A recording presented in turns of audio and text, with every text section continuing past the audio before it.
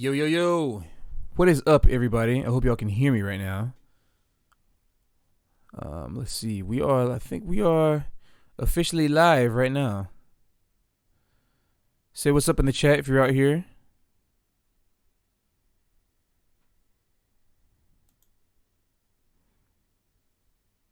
As you can see, I have the browser. I made this kind of semi janky little overlay right now, and you can kind of see the browser right now actually, because I will be using I'm using YouTube to reference the music that I'm going to be transcribing, which you will see in Finale, which is also open right now.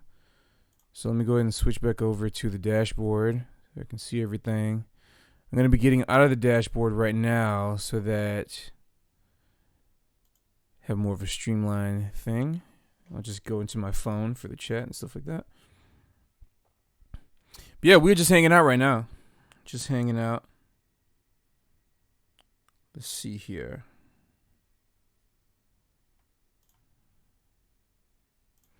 As for right now, I'm going to be just, taking all this time to make all the music that we're going to be doing, or at least is, the new music that we'll be doing from the Final Fantasy series.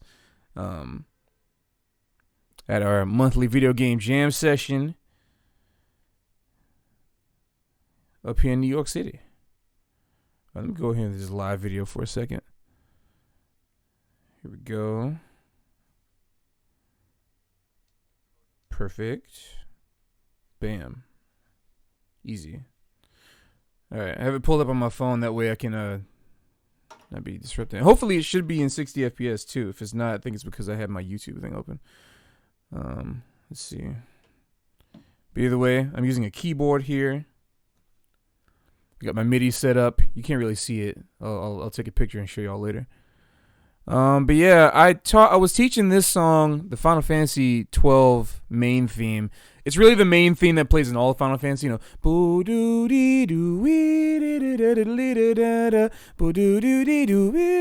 that main theme. That theme happens throughout the Final Fantasy games since the first one.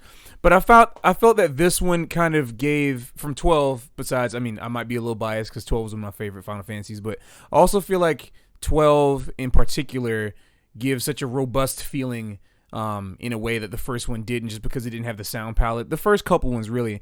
This one has that one of the most flush and flourishing orchestral soundtracks. This is one of the most massive soundtracks, I think, at the time, to ever come out in a Final Fantasy game. And I think even since that point, this may have been probably the greatest example of what they've been able to do with this music. And this song specifically, this theme, I think is a great representation of that.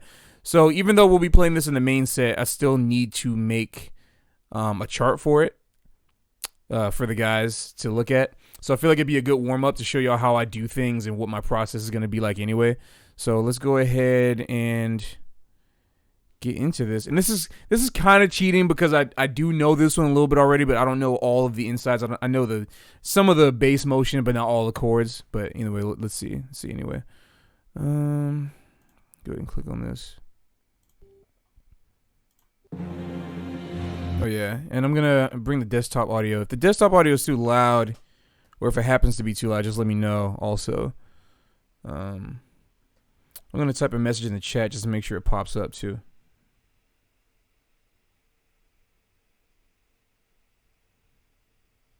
See if it pops up in the thing.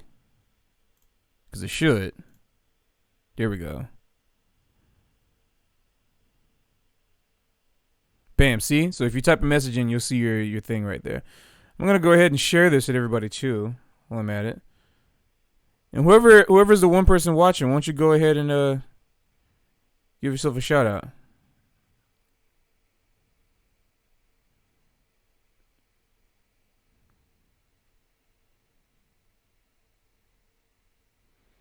I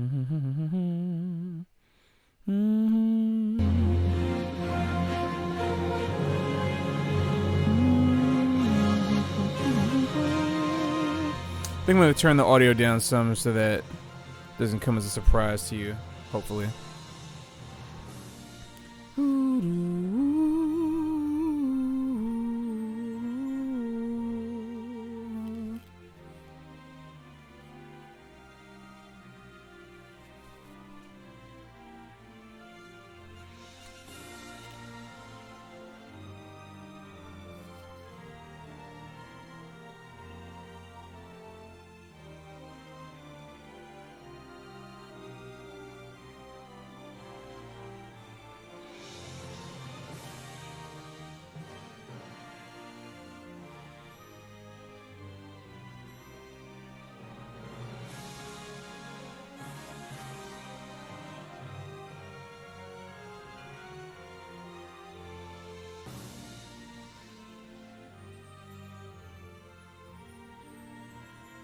For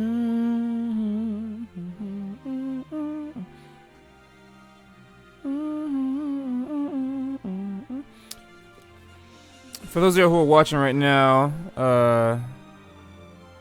you know what I should do right now? Sorry, if I'm inactive right now, I'm just trying to share the link so that everybody can see it. Everybody can see it. I'm going to pause this for a second. And let me go ahead. And remember, say hello, hello, if you are here.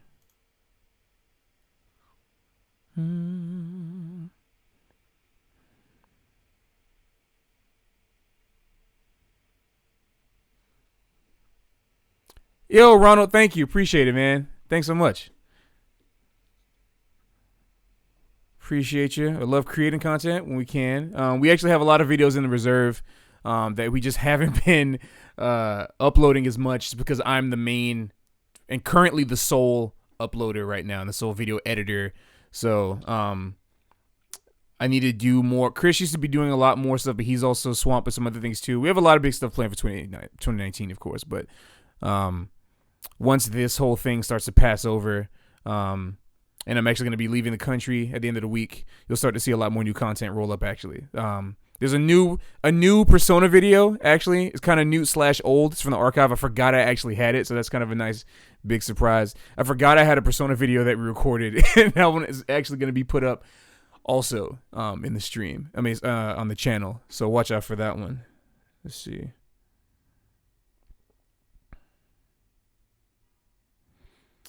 Okay, that one's shared.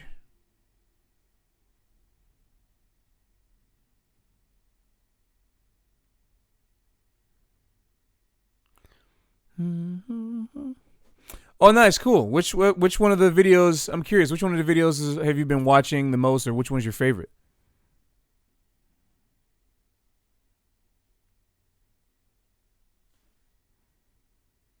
All right, let me go ahead and get started. Also, something new for those of you tuning in now. Something new. Also, I got my hair done, which is why I'm not wearing a hat. It's not often that I don't wear hats, but I was actually proud of this new lady I found in Midtown. She's really, really nice. So got some ropes, and to send me off right on my journey. All right, let me go ahead and get started with this process now. And because I'm not gonna really be able to see the overlay. I'm just gonna have this on my phone open right now. Let's see, and then get this happening. What I'm going to do is I'm going to test Finale for a second again. Oh, yeah. Woo! Life goes on. That's the track. That's the track. Oh, man, that means a lot that we gave you inspiration. Go ahead. Please do it. Please definitely go ahead and make your cover. I would love to check it out. See what you do. What instrument do you play? Or instruments? I know y'all nowadays are so crazy multi-talented. But yeah, let me know what you're doing. Let's see. Let's open back Finale again. And it's weird. You won't, because I'm doing in Streamlabs OBS, you can only do, at least for right now, I haven't figured out a way to do a full display capture. So I have two different, as you see, window captures, because that seems to be the easiest way I can make it happen. So you can't see any of the drop-down menus right now. You can see my mouse, but you can't see the drop-down menus that I'm selecting right now. So I'm going to just tell you what I do, like pretty much narrating as I go with this. Right now I'm going into audio setup just to make sure, actually MIDI device setup. I'm going to go into MIDI setup right now and make sure that my keyboard is playing. And at some point you should be able to hear it. Let's go ahead and, there we go.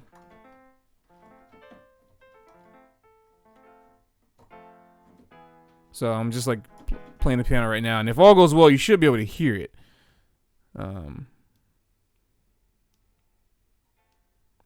Yeah, but either way, that's not the most important thing you need to hear anyway. Let's see here. You know what I could do? I'm gonna turn the mixer up so that maybe you can hear it better that way as well. And right now, this is the Chocobo theme. I've already done this one already, but just to give you an idea of what that score looks like. This is the Chocobo theme. I'm going to minimize it so you can see the full thing. Yes, indeed. And unfortunately, that the Windows is the Windows blocking the full score, but you get an idea. And the PDFs will be posted on a scribed link that I'll post at some point. But yeah, I'll scroll so you can at least see the majority of it. So let me get out of here. So change, yeah, but I don't need to do anything. I'm gonna go ahead and start a new setup wizard. Setup wizard. There's a couple different ways of thinking about that. It's a wizard that, like, it's the wizard that you would open to set up, or are you setting up a wizard? You never know. You never know. Right, yeah. Jamiroquai vibes for sure. Yeah, it's all of that. I'm repping also ripping my J Music t-shirt right now. Not that that really matters, but it's so funny that you can't see the window here. The setup wizard. I feel like I had to add another thing. But anyway, I'm going to make this quick. Let me go ahead into the Grandstaff. I'm going to select this. I'm going to title it. It's so weird you can't see this. Okay, title. Theme of... I swear I'm going to find a way to make this better at some point. But I'll just narrate what I'm doing at this in the meantime. Final Fantasy. Final Fantasy... Let's just say Final Fantasy 12 for now. Let's put that there. Composer. I forgot who the composer. Mitsuo, right? Mitsuo. Crap. If y'all know the composer Final Fantasy 12, please let me know. I forgot. Totally freaking forgot. 2018 J Music. Copyright. 4. Yeah, I wish y'all could see all this. I'm gonna have to find a way to make you be able to do that. Finish. Once this is set up, though, you're going to really see the action. That's the point. And now it should be loading. Loading. Hydrate. Well, this is so crazy. I haven't shaved in, like, I don't even know how long at this point. It's been like a week and a half, maybe.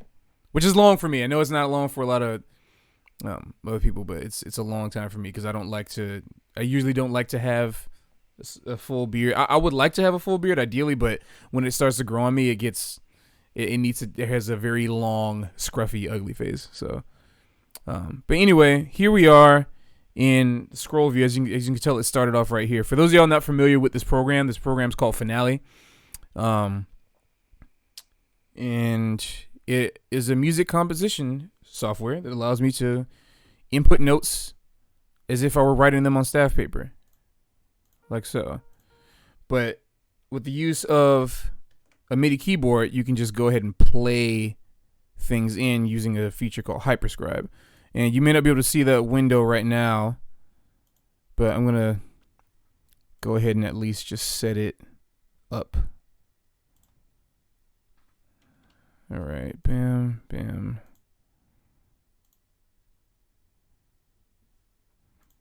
Hyperscribe options. There's no 16th notes. Let me just make it. All right, and I just got to figure out the tempo. It doesn't have to be that slow, I guess, because I can play it. You generally want to set the tempo to whatever you can play it at the most accurately. You don't need to set it to the tempo itself. So if you're not the speediest piano player, I don't consider myself to be the best piano player, but I can at least play this. You know, whatever. I can at least play that. So let's go into our YouTube window right now. Go from the beginning. Now, the most important thing I'm gonna have to note for this is I'm gonna have to at least try to get this. I'm gonna have to at least try to get this intro. So let me go ahead and figure that out first.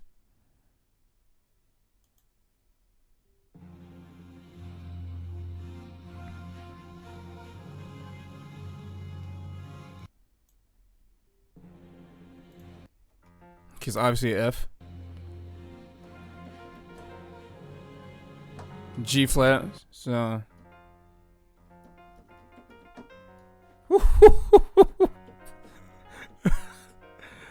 That's so ridiculous. Wait, I don't know all the other notes in it, but I know.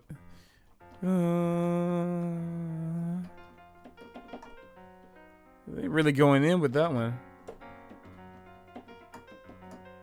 You can't see me playing the keyboard right now, which might be a little out. I should probably set up a way to do that too.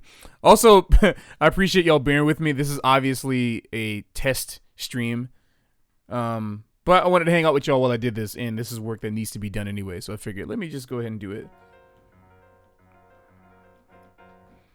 I have a couple of different keyboards. I have this guy right here. Let me see if I can find a way to bring it out without it being a hassle. Yeah, the first guy I'm using is this guy right here. You can see it's actually larger than what it looks like. It's a 49 key keyboard by M Audio, and let's see if I can put that back in place. Bam. Oh, there we go. Yeah. Pesky headphones. Cool. Yeah. So I'm using that keyboard to transcribe, and I also have a little guy that's over on the other side, my desk. But we're rolling with this for now, so let's go and stick with it. All right. So I figured out the first two chords is the F. It's like a F7 sus or something like that, and then there's like a F.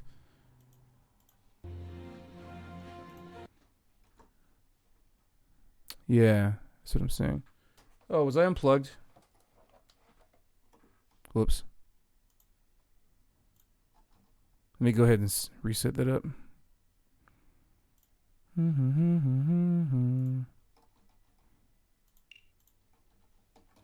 That's weird. For some reason, I'm not getting the audio anymore. Can y'all hear me, though? Can y'all hear the keyboard? For some reason, I'm not getting it through my headphones anymore. I'm not sure why. Let me, device setup, audio setup.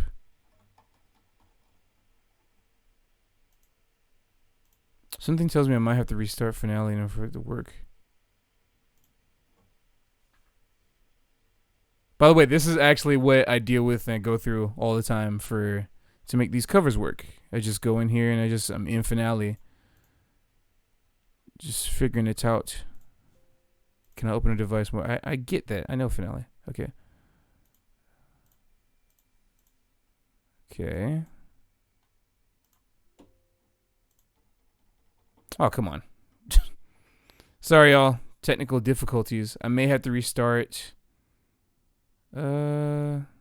You know what? I don't know what that'll do to Streamlabs OBS. Let me just try to find the way to make this work right now.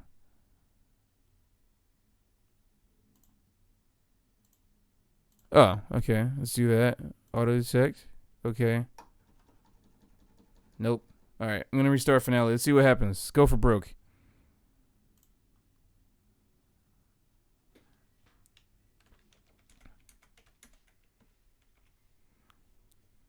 Save. What did that do, if anything? It revealed the time to play background. Well, let's open up Finale again and see if it comes back to life.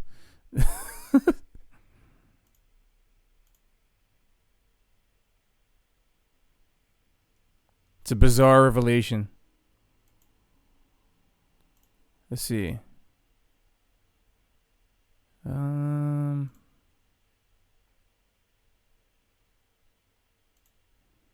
think I can get it back online if I do this.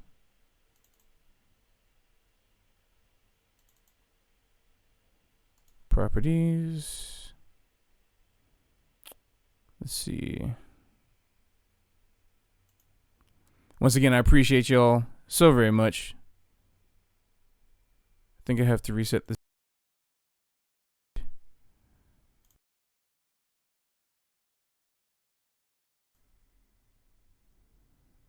Alright, sorry, there's a bunch of glitching right now, guys. I'm gonna switch over to...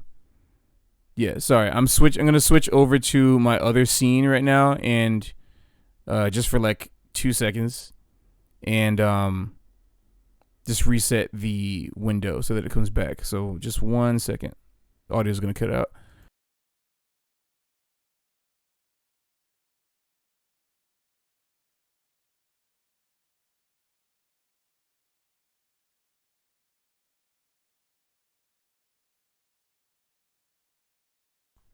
All right, bam, and I'm back, and it's back online. Perfect. Thank y'all for that little patience with that thing.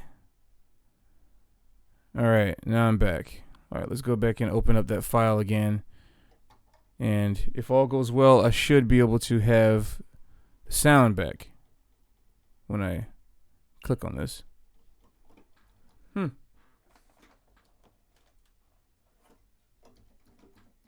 That is the most bizarre thing. I don't know what's going on right now. Whoops.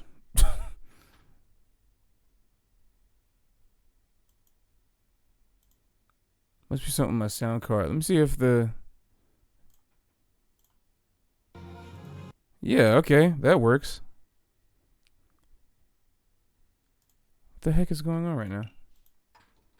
I'm not hearing any sound coming out of my... If I reset the audio... Oh, it's... No. Let's do...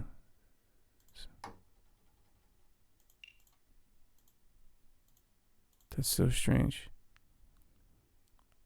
I wish y'all could see my window right now, my menu, so that you could offer some insight. But either way, I'm still down to talk and answer any questions you may have for me, because I certainly have questions for you, apparently.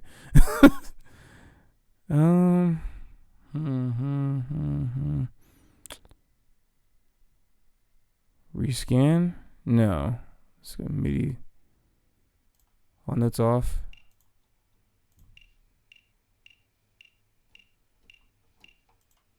I'll try unplugging and replugging, which is obviously the thing that usually always works no matter what. Device setup, MIDI setup. Ah, there we go. I just needed a quick reset. All right, now I can get back to work as planned. All right, thank y'all. All right, here we go. So I knew that first chord was an F, but you know what? How about we go back in here?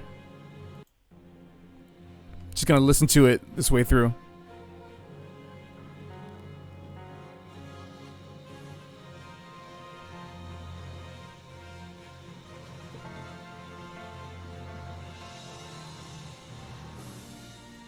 That's interesting. They got an E flat planing in there. It's like...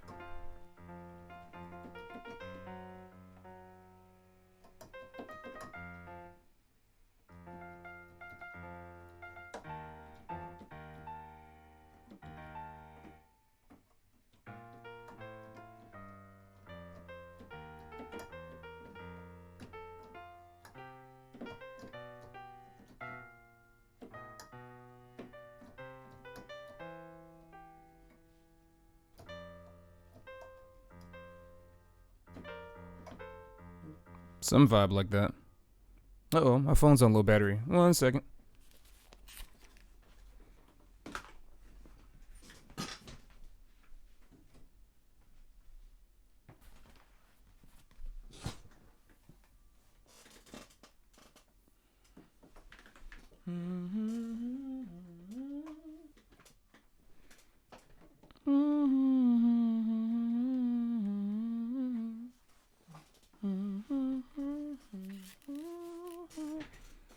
Cute.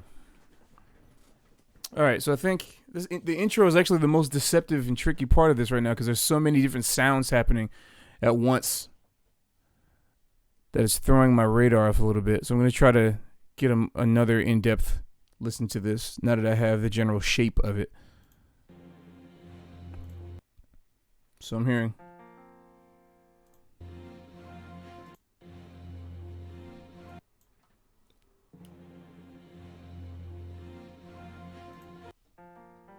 There's no G. I just... Right? I'm pretty sure it's just a F, B flat, and the C up in there. Yeah. Part of me doesn't even want to really concern myself with the intro, though. I wonder how I can...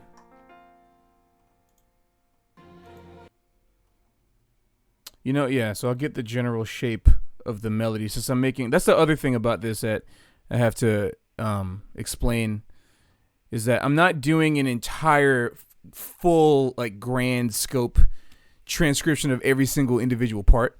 I'm making just like lead sheets that people can read and improvise over. But this is going to be like more of a transitional song anyway. So let me go ahead and just make a map of it.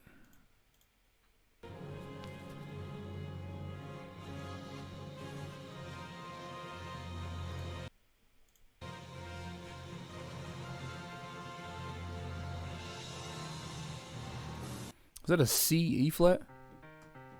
That's really interesting. Is what it sounds like.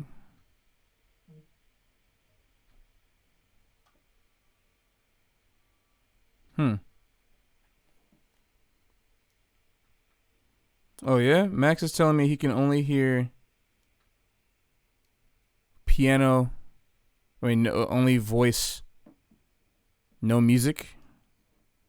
That's interesting. Let me test that.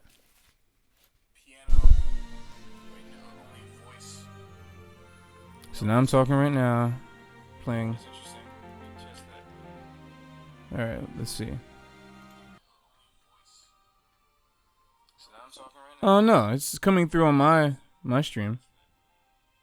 All right, let's see. Oh no, it's coming through on my. All right, well, let me get back to it. But if y'all need it to be up more, just let me know. All right. Let's lay down the bass. It's just a whole note.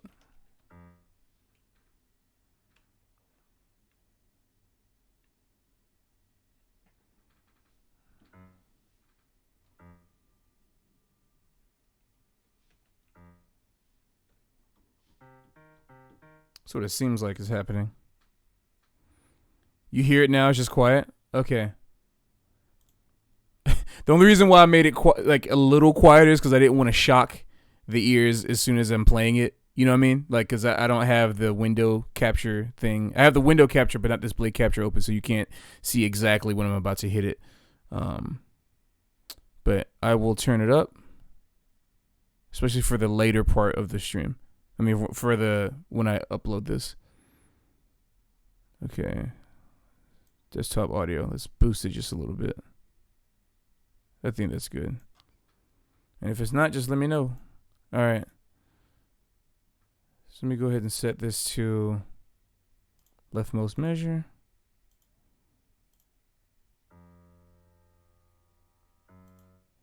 So.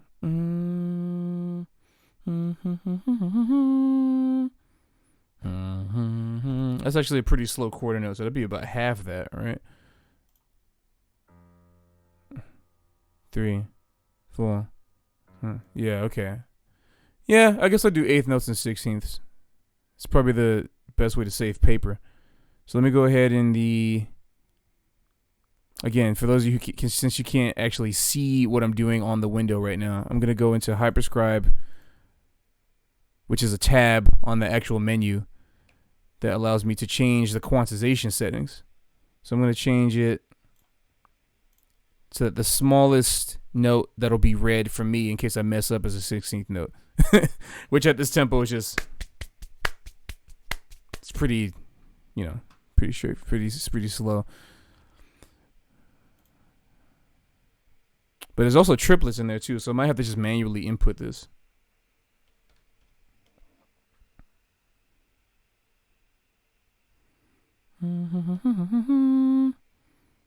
So it's just a half note.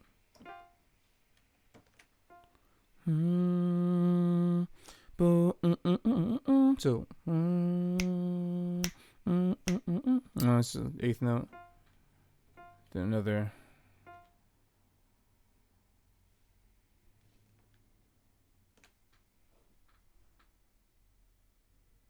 The more I think about it, I think it makes more sense actually to do the fast paced or the faster tempo. So I'm going to do that instead actually. So let's go back to, I don't know, 110 is cool. I'm going to turn these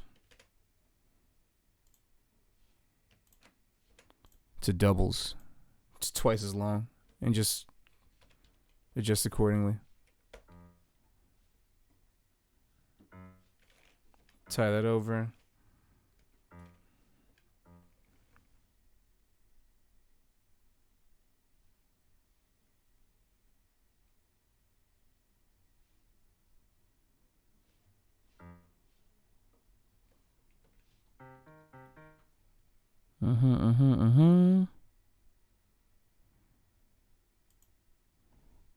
Let's raise those.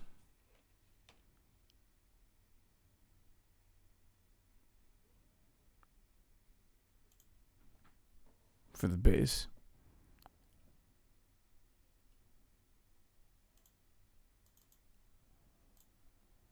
Put a little bar there.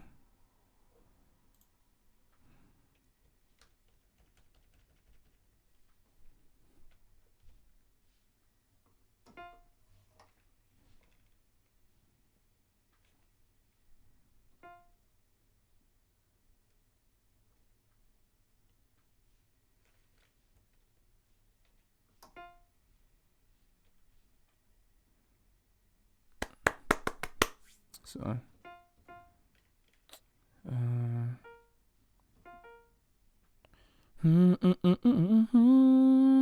right.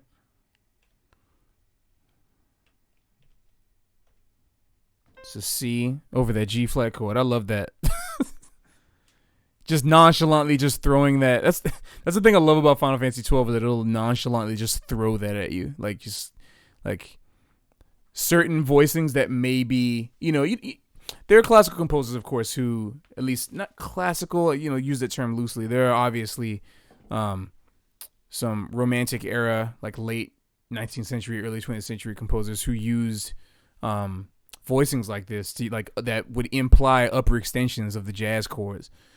But I find it very interesting when something like Final Fantasy would just, it'll start off making you feel like it's this kind of fanfare, kind of, explicitly almost Aaron Copland, Percy Grainger concert band type march music or something.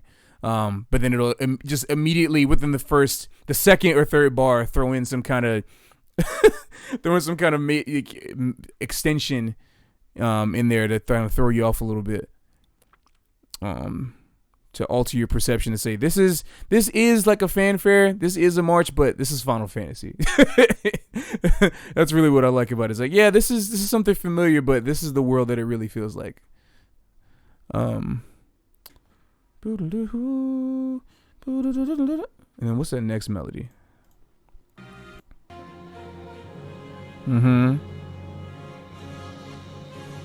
Goes to the A flat. So the trumpet, it's like you have French horns doing that, and the trumpets trade off, but I have to find a way to make it, let's just make it into one line.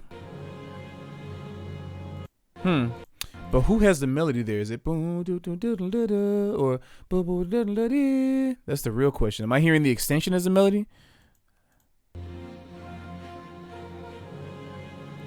I think the A flat might actually be the melody note. That actually might be what it is. Nope. Go back to this guy. Yeah, it might actually be that note. That would make more sense for the melody. Or whatever it did next. Yeah, it's a little triad right there. Triadic action. Put another quarter note right there. Bam.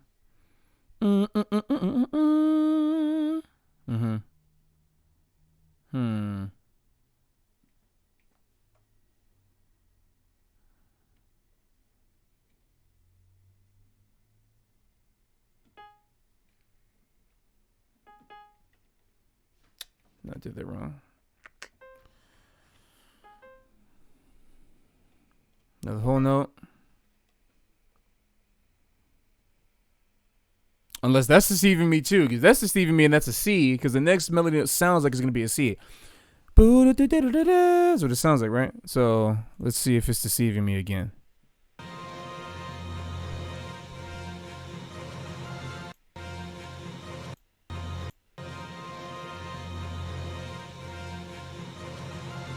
No, I think that's fine, actually. So, yep, that's probably a C. Well, I know the next note's a C, but I'm saying that E flat right there should remain. Let me go confirm the phrasing for a second.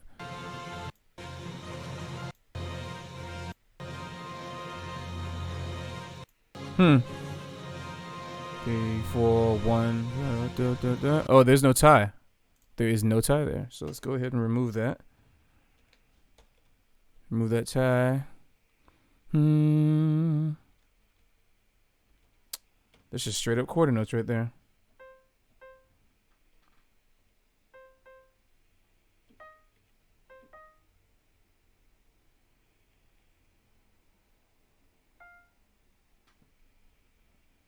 And then where does it go from there?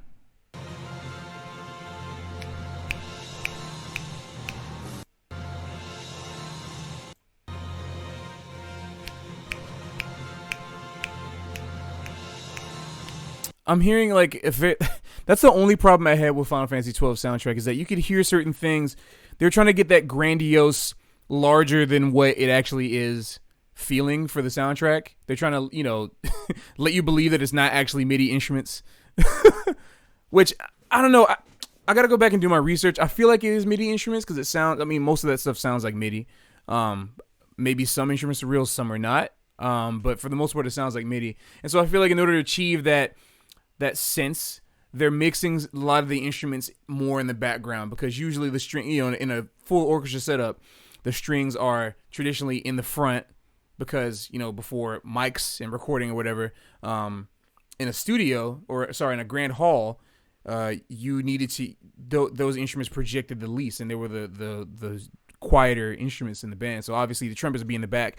So even though you would still be able to hear everything in a balanced fashion, no matter where you sat in the theater, you would most likely hear instruments like the trumpet or the tuba, trombones, French horns, like they were distant. And I feel like that's how they wanted to mix this. So there are some things in here, if you notice, where it's very clear, but then it abruptly goes back quieter. You know, like some of the parts will get quieter almost seemingly arbitrarily. It doesn't sound like a dynamic change, or if it wanted to be a dynamic change, then it wasn't executed in the best way. You know, that's the only criticism I would say about it. You can check it out for yourself. Yeah, you see how at that point right there, it's hard to tell if at that point right there, it's hard to tell if the crash cymbal was overshadowing what the part of the trumpet would be, what the trumpet section would be in the French horns, or if there's no part at all, which is the thing I'm trying to figure out right now. Normally this wouldn't matter since I'm making a lead sheet. Normally this wouldn't really matter, but it matters in this case because I want to make sure that I'm not missing any important melody notes. That's really what the thing is. So let's try to figure that out for a second. I'm going to use my ears to the best of my ability.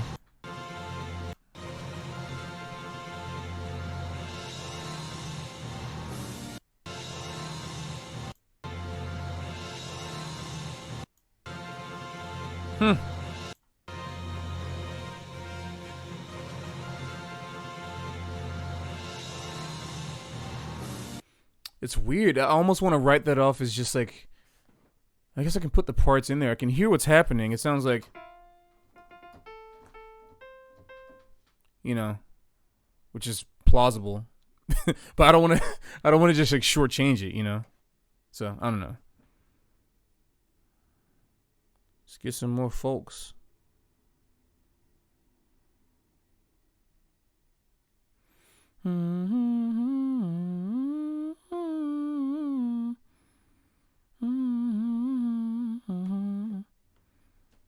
Okay.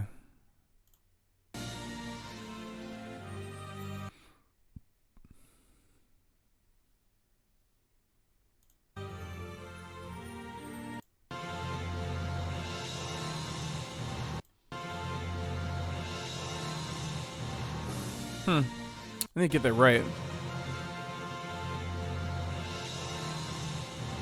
Almost sounds like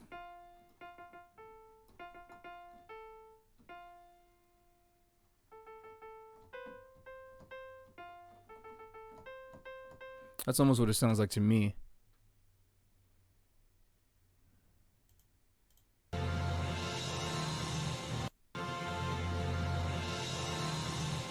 Yeah, it's probably just. Let's just write that in. I think that's probably the vibe. So that whole note we had becomes a half note.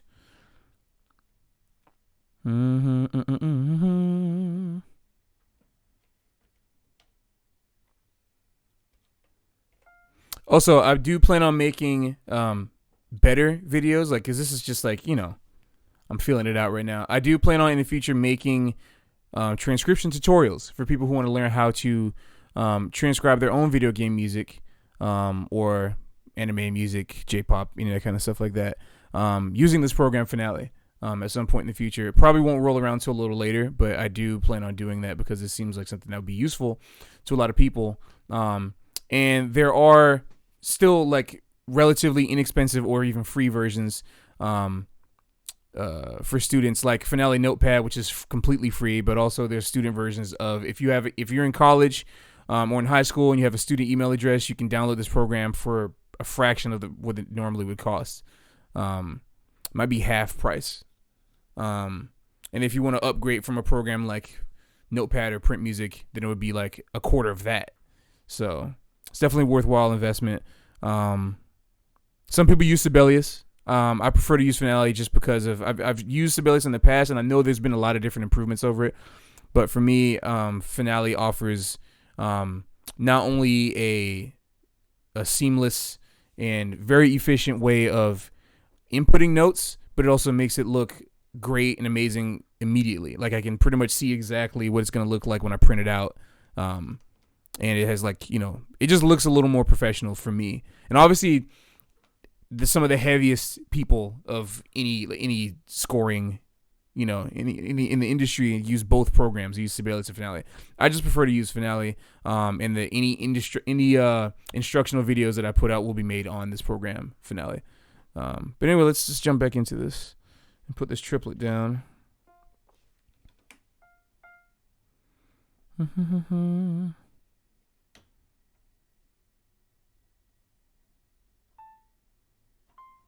It just feels so weird for me to put down. It's just so strange. I might put those in as cues, or just, yeah, you know, I can denotate those cues.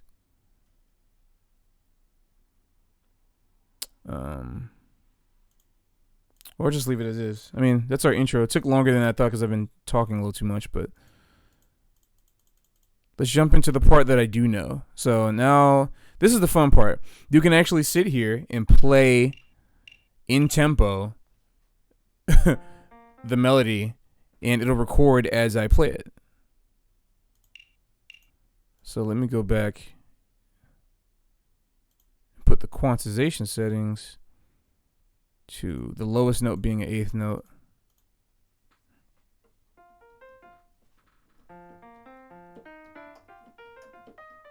See what the highest. I mean, I can write it in whatever range I want, but I'm trying to figure out. I believe that's the correct range, but at the same time, I don't want it to be too high in the page. That's the highest note. That's fine. So this is our range, so we can go with that. So I'm gonna try putting this in real quick.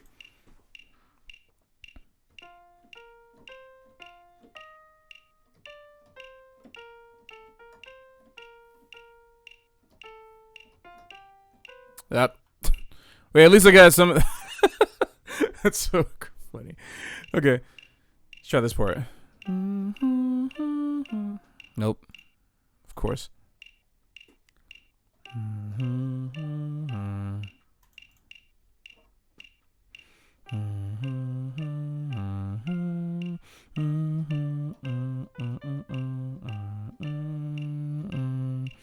Okay, now some of you may have noticed there was another part that played over that, which is the little trumpet part.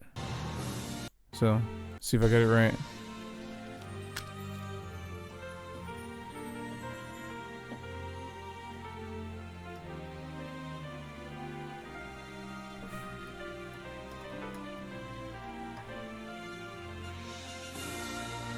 So I can actually input that as a cue if I want to, that part in there. So right now what we have is we actually, make sure that's still showing. Yeah, so what you can see that we have here actually, is just this the main melody note, but I want that top part to appear, like the trumpet line. Ba, ba, ba, ba, ba, ba. So what I can do there is I can create a second layer. Now I have two options. I can put, because the way Finale works, if you put the first layer here, let me switch to the selection tool. If you put the first layer right here on this measure, it's gonna register that as being the top line or the primary line. And once you put a second layer above, even if it's above, it's gonna make those stems go down and the first layer stems go up. So it just all depends on what, I don't know. I guess it just depends on what part you want to stick out the most. So for example, I'll show you something. As soon as I put one note down here, you see how the stems flipped? So yeah, right here, this note just went up.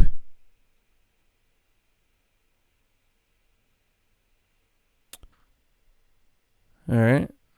Just trying to see who's in here. You can go ahead and shout yourself out.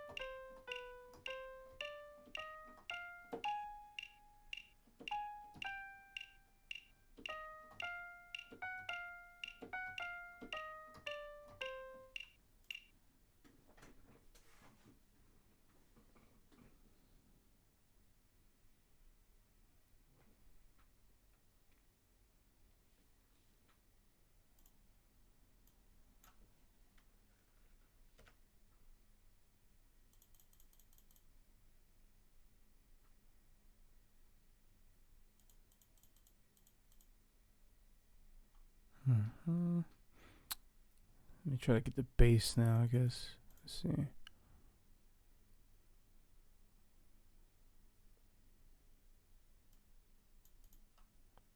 Just a walk down, probably. Yeah, that's probably what it is. I like to start down there, but it's just easier.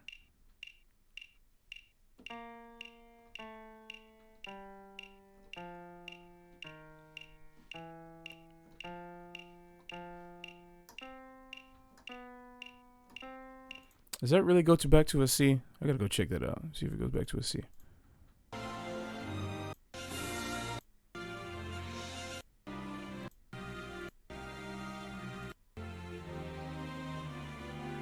Oh, hello. It starts. All right, come on then. It starts on the first inversion. I had it all wrong this entire time. That's why. Okay, that's why it sounds like that. It makes a lot more sense that way.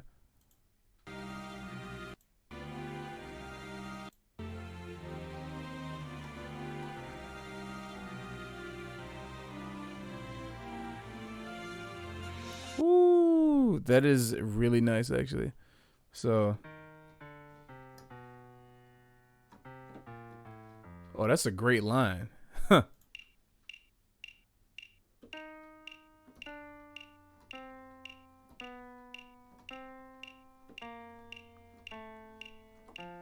Oh, no, that's in the wrong place. What happened to that? Put that here.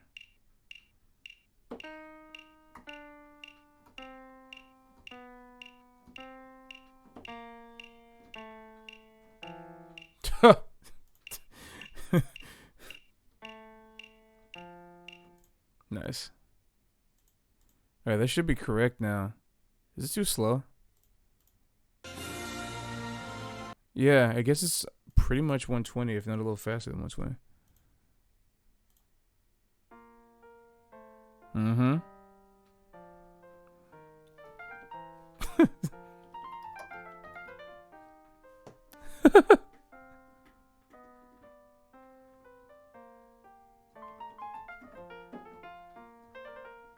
Alright, well, at least I know it's right now, which is cool. Let me save it. Let's get this next part. There's actually a little bass. I wonder if I should put that as the bass line. There's like a trombone figure. Hey, what's going on, Penguin Cannon? Hello, hello, hello. I am currently transcribing some Final Fantasy music right now. Because we have our session that happens in New York City the first of every month. Except for this month. I had a conflict, but it will be consistently first Sunday every other month. And I'm also simultaneously giving a tutorial on how to use Finale, which is this program that I'm using right now if you're not familiar with it, which allows you to input notes. If I want to put a chord note, bam. So, and I also plan on making some little Finale tutorials in the future. Let's see here. Let me go ahead and check out. And also, if you have a Final Fantasy song that you want to, that you want me to transcribe, let me know, and I will just do it, and we'll have it in the book. Because I plan on comprising like a actual book of songs that will be available for everybody to learn, and have this be a massive educational thing, as well as a source for people to just go and jam. Let's see. No, there's a next part that the whole thing. There's that.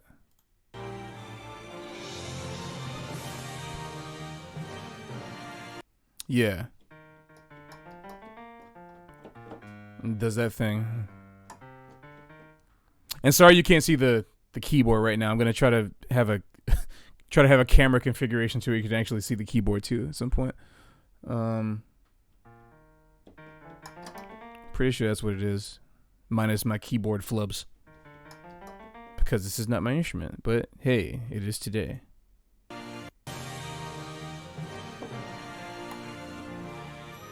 Oh, am I jumping the gun? There's one note I'm missing here.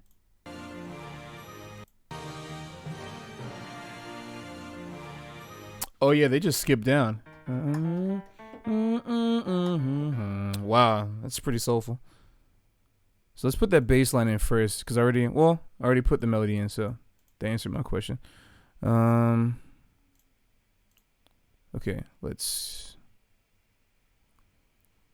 I can input that with Hyperscribe. I can put that in instantly, because Finale is awesome. So let's do this.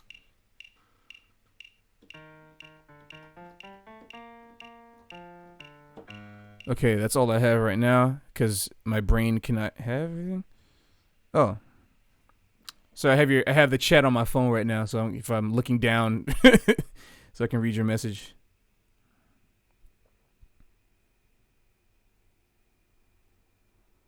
Whoa, what? Oh, that's cool. Well, see, it's actually a very interesting. That's cool that you're that your teacher did that, because yes, they actually is called combos. Actually, if you go out into the jazz world itself, like the actual real professional jazz world, that is what they're called. We're called jazz combos. Obviously short for combination. But yeah, actually the J Music Ensemble. I don't know if you watched our 5-year anniversary stream last 2 months ago at this point. Wow. But yeah, J Music Ensemble actually started as a jazz combo in school. Same with you. So who knows, because we started in college, but who knows?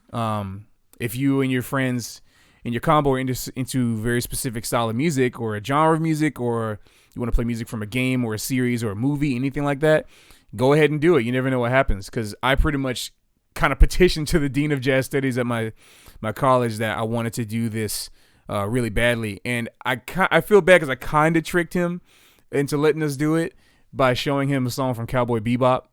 So he was like, "Oh, I know that. That's yeah. Go ahead and do it." Meanwhile, we went in and started playing Perfume stuff and like Simple and Clean from Kingdom Hearts and all that kind of stuff, which is kind of funny. But he allowed us to do it, which gave me the green light to start doing stuff like this. But yeah, that's really cool that your teacher is doing that for you, because that's very important, because you have like the big band and then you have the combo. So you're saying sorry, I kind of spaced off for a little bit. You had the same instrumentation, meaning you had trumpet, trombone, and saxophone. Did you also have 2 keyboards? Because that'd be kind of crazy. Did you have 2 keyboards, guitar, bass, and drums? Or was there some other kind of different thing happening?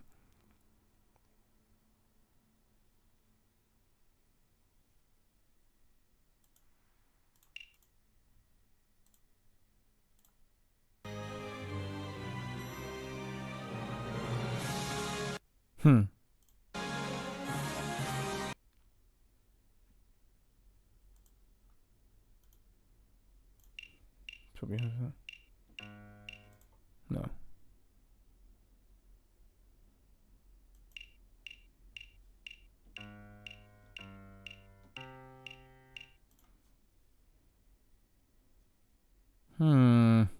I'm missing something. Let me go back and get it. Oh, the singer. Right. Of course. We'll get the singer. I'm curious, which one of our Persona videos did you discover first? As I'm going to say, and as I continue doing this, I'm continuing to do this, but please still respond. I'm still responding to you as I work, so do not worry. But yeah, which video did you find of us first?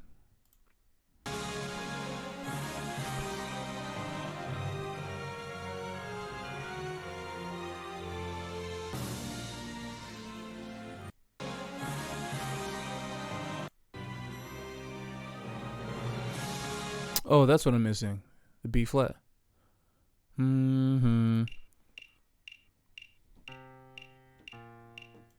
now I'm a little worried because obviously the way I'm writing it here, in the bass clef, even though it's a grand staff for piano, it doesn't mean that it has to be played on piano. It just means that I'm writing this here, so that if a bass player reads it, it'll be in his range immediately. But if it's on the piano, it will be high because as you would learn in music theory, let me go back to a place so I don't overwrite something. If you learn in music theory, this C right here is the same as that C. They're both middle C. Let me undo that so I don't actually save that.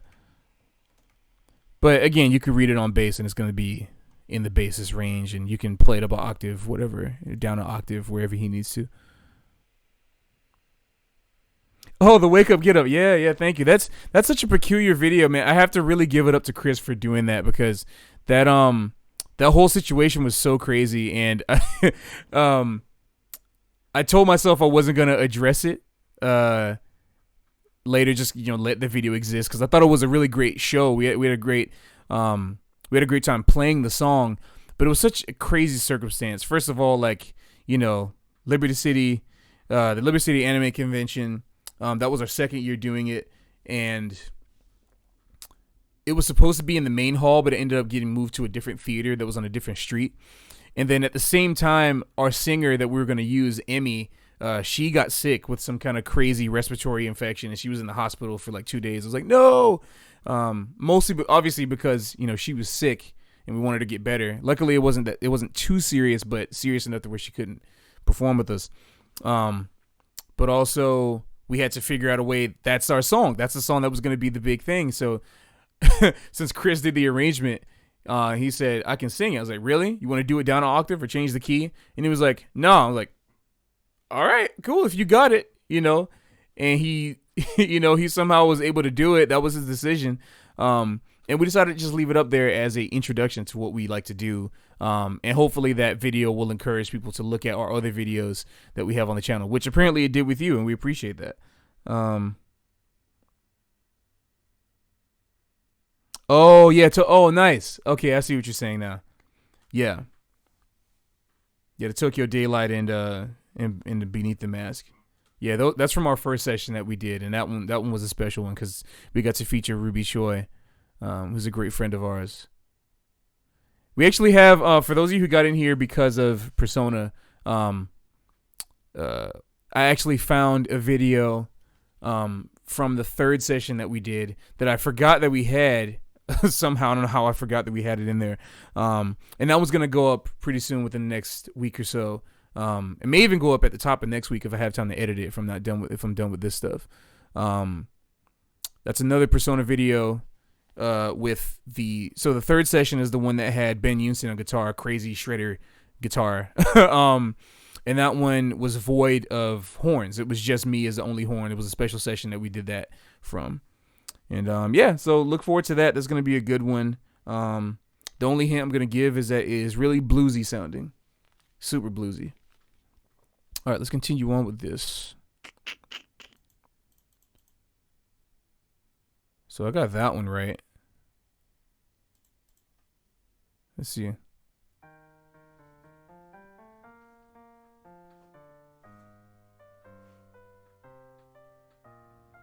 I'm pretty sure the next note's a D flat, but I have to figure out what note that is. Like what, not what note, but what actual line he's playing. Like what's the actual line he's playing? Where I'm saying, whoops, did I full screen? How did that look? Okay, let's see.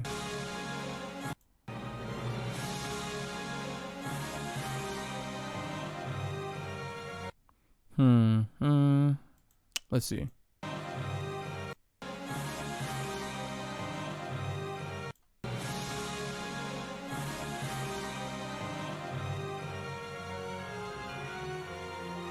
Okay, I think it's less worth getting the French horn part, more getting, because that would get in the way of the melody too much and take the bass out of context. So let's go ahead and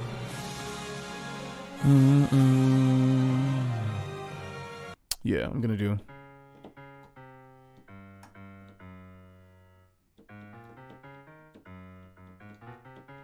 Is that the line?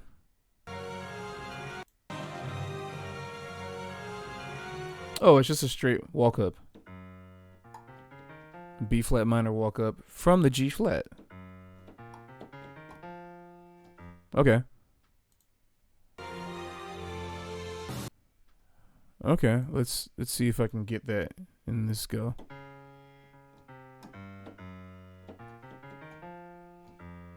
Okay. Let's put that in.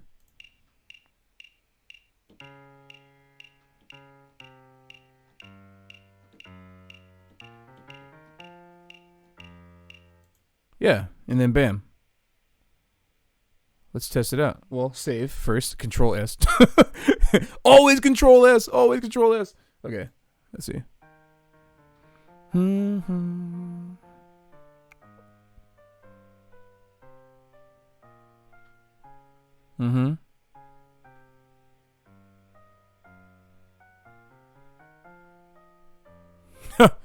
All right, and with that, and just with that, the song is complete. Okay, but now I have to put in the chord changes, so I will interpret this as it is. But you know what? I'm gonna play it from the beginning just to make sure I got everything, and we'll see if Hey, what's going on? Lamel Kingdom Hearts 2? Kingdom Hearts 2, that's correct. I hope I said your name right. Lamel. That's nice.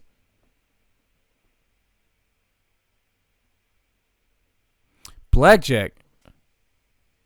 Blackjack from...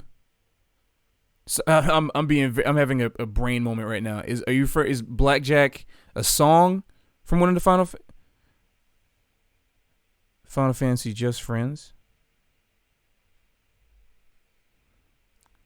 Oh, Blackjack from Final Fantasy 6. See, that's the problem. I love I think Final Fantasy 6 is some incredible music.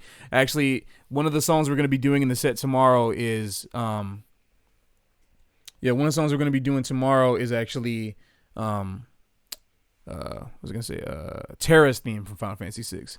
And so I didn't really get to play too much of Final Fantasy 6, but I will go back and play it because it was incredible. All those games that I played when I was younger, I think I only had like I actually have a stupid story about Final Fantasy 7. It's not really even a story, but when I was a kid, I think I got Final Fantasy 7 when I was 7, actually. Now I think about it. I think I was about 7 years old. It came out in 97 and I got it 3. Yeah. So yeah, I was 7, when I got it, but I wasn't trying to play a role-playing game. I don't know what I was thinking, but it was either that or like Tekken and Test Drive. And so like I put Final Fantasy in, and I always thought games like that looked cool, but I put it in, and I think I got this is so stupid. I got up to meeting Barrett, and I had no idea what to do after that. So the more I keep telling this story to my friends, and the more I tell it, the dumber it is, and I wonder, like, why the heck did I even do that? I ended up taking the disc out of my PlayStation 1, or just PlayStation, as you call it. I ended up taking the disc out. I broke that disc. Final Fantasy, it came in 3 discs, right? So I broke that disc. I took the second disc. I went outside with my cousin, and I threw it in the in the grass. What was that? Oh, my God. I can't believe I did this. I threw it in the grass. And then the third disc, I think I lost under my bed or something like that. And I found it randomly, like maybe 5 years later, but it was pointless because I hadn't have the other discs to play it. It was so stupid. So stupid. It's so funny because I just think, man, how much, like, I used to keep my games in pretty good condition. That may not be the very evident of that, but I did keep my games in pretty good condition. So I'm thinking, like, man, if I had that copy from 99 or something, and it was like mint, like how much that would actually be worth. You know what I mean? Like original print Final Fantasy 7. But nope. I was just trying to play blimp view Grand Theft Auto. I wasn't trying to do anything else. But anyway, that's story time. Let me read some chat. At school in Michigan? All right. Let me see what just happened here. All right, thank you for the subscription, Lamel. Appreciate you. So you're in school in Michigan, like you're in college in Michigan or in high school in Michigan, or some other school I don't know about.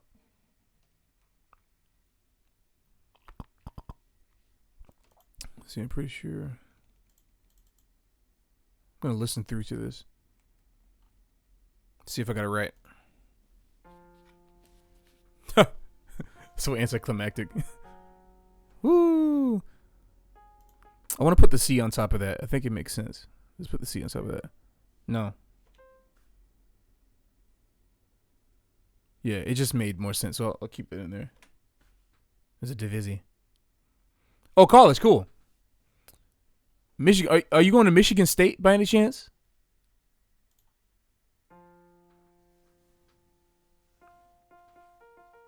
Woo!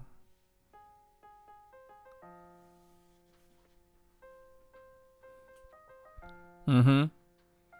Mm-hmm.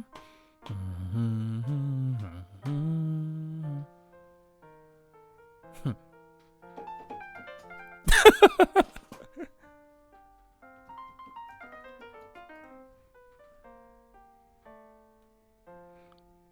Oh, U of M, cool. I was gonna say, only reason why, because I actually have a bunch of friends that go or went to Michigan State, so I was just asking about that. Cool. Great. All right. Let's run through this again. Well, I know this is right, so let me move on.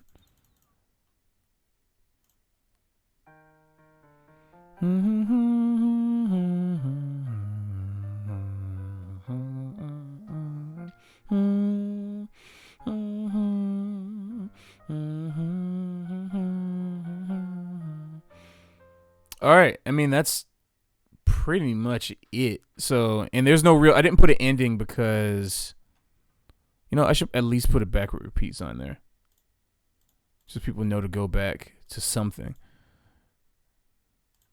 All right, let's put a backward repeats down there, and then I'm gonna put the chord changes into this, and we'll be completely done with this, which is actually very exciting. Because then we can move on to another song. I think I'll definitely. I'm down to check out that Blackjack song to see if it's something I can hit for the. Because I'm pretty confident I can transcribe any of these songs, but it's just about finding which ones work best for lead sheet format. Let's see here. Pretty sure it's just an F sus. Let's put F sus. And then this one's a mysterious G flat. It's not really a G flat major 7 sharp 11. It's more like a G flat major like sharp 4 or a flat 5 actually. Because there's no D. Is there a D flat in that chord? Now I got to go back to the beginning. Here we go. Let's check it out. There is. I stand corrected. There's a D flat in the chord. Alrighty then. So let's make that a major 7. I think that makes a lot more sense. If you have a major 7, sharp that 11. Go ahead and sharp it. You got an 11? Sharp it. Why not? It's better than a regular 11. Regular 11s are not so nice when it comes to those chords. And then just a sus again. No, it's F7 sus because of the E flat.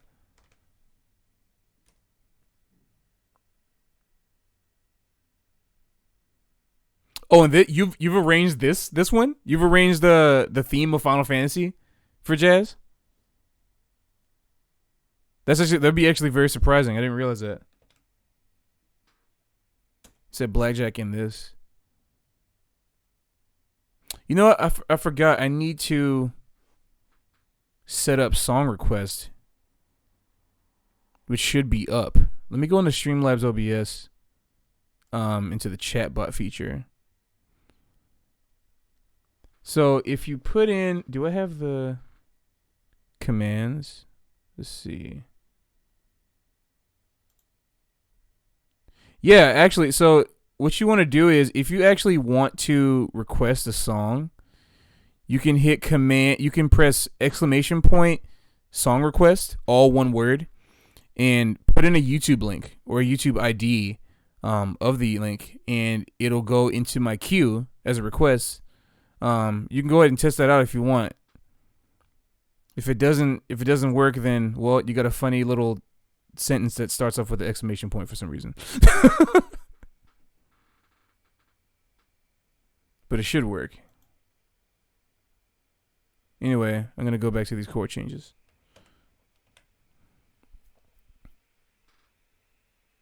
Killing. Looks like it worked. I see a request for the airship blackjack. All right, look at that.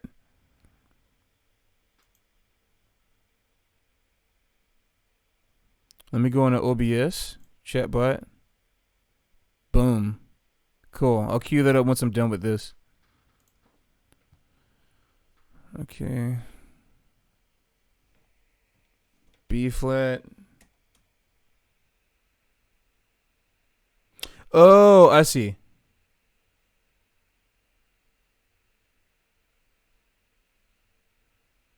You said it was for the 30th anniversary video thing. Nice. I don't know how I missed that. There's a lot of things. I try to keep up, but I don't know how I missed so many other things. Let me try to keep this bar all the way to the left for you so you can see. Now, what I'm going to do right now is I'm going to play the song. I'm going to keep the song playing and then kind of just put the changes in where I see them. And whatever, it'll loop. I'll catch it. If I don't, I'll go back. It doesn't matter. Let's see.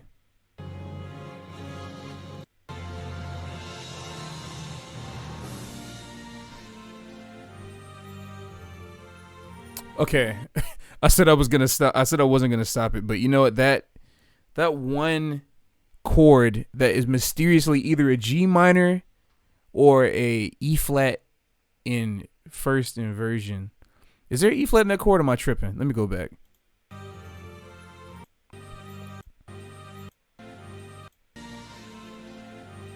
Okay, there's an E flat in the melody, which I guess is obvious. So,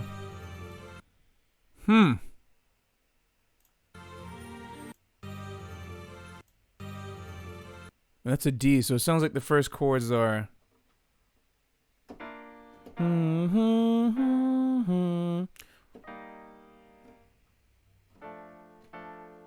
That's peculiar. Hey, what the heck just happened? Did I F11 by accident? There we go. Okay.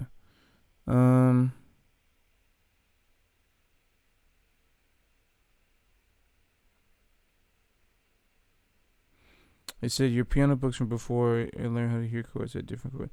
Yeah, exactly.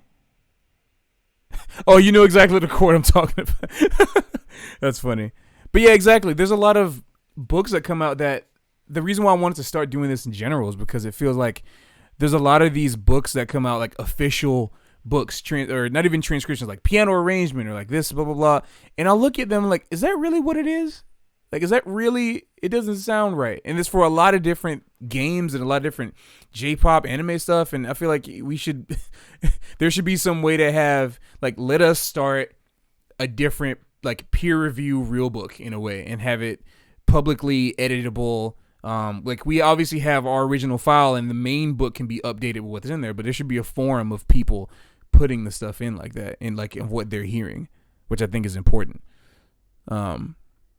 Yeah, so hopefully that'll be implemented too. But more importantly, I think that chord right there, I think I got it. So I think that's going to be an F over A. Let's go ahead and do that one. And then that's clearly, now I hear it as an E flat. Look at all these functional harmony diatonic walk downs. And that's these first inversions. If any of y'all are confused about what the heck I'm talking about, just let me know. But it sounds like y'all are hip. So. And is that going to be a C minor 7 over? Is that it? Let me see. Is that it? Let me see if there's a C in that chord.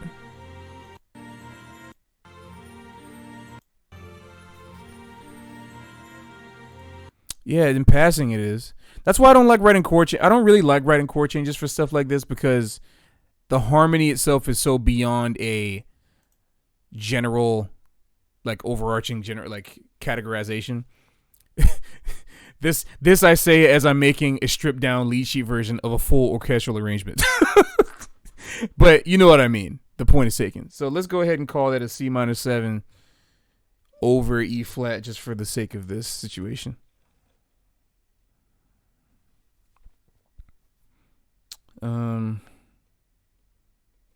And that's a C. Yeah, I guess it's a C7 over E. It's a 7 because of the B flat.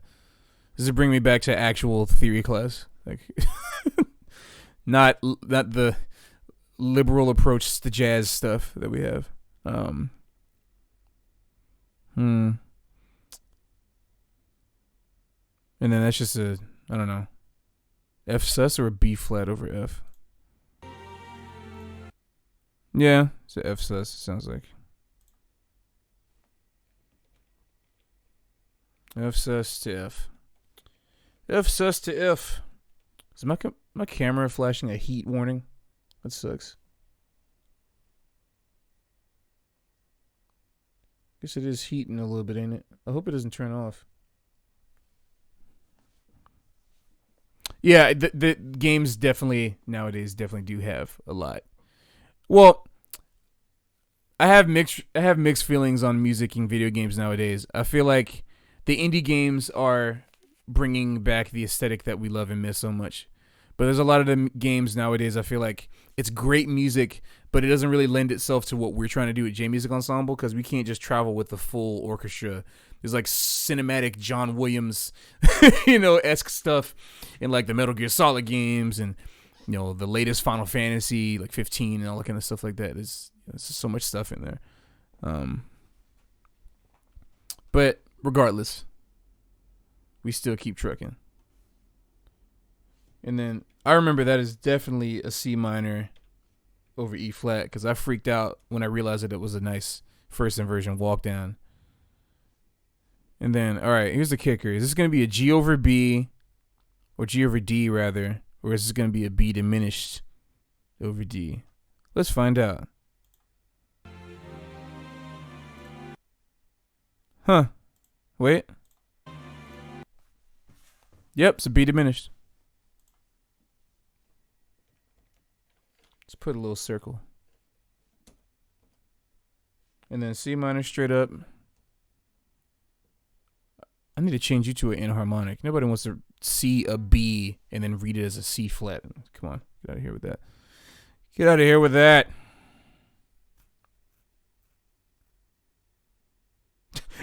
Exactly, like the Final Fantasy 15 boss theme. Exactly my point. I feel like Final Fantasy 13 was the last, even though I wasn't the biggest fan of the game itself, I feel like that was the last Final Fantasy to have some like tunes in it. Like tunes that you could hum or play. I think I'm actually going to transcribe some of those this weekend for the session. Like the Yashas Mastif. I forgot how to pronounce that, but it's that one that goes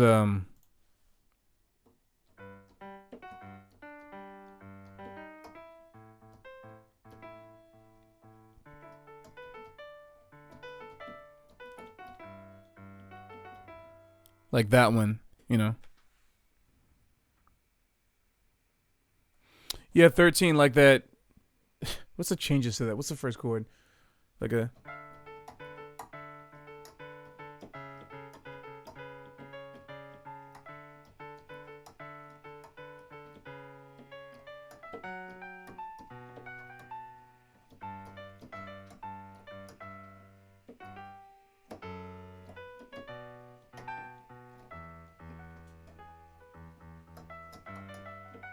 Like, whew, that's my jam. That is 100% my jam. I love that song so much. And then, is that another? Yeah, let's call that one a. Let's call that one a G over B. I think that makes more sense here. Or if I want to have the 7 present anyway, I can just put the 7. Why not?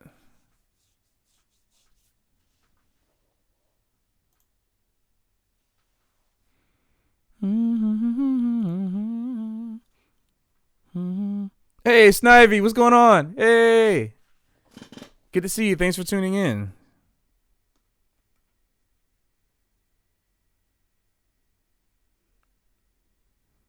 Yeah, I feel you. I'm trying to remember when 13 came out for me. I think 13 came out when I was like halfway through high school, I think. 2009? I think 2010, something like that.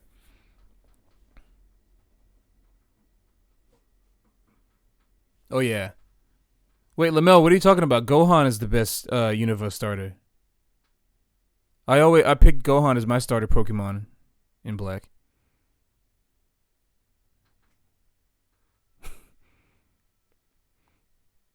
I like when Snivy turns Super Saiyan in against Cell though. That's really cool.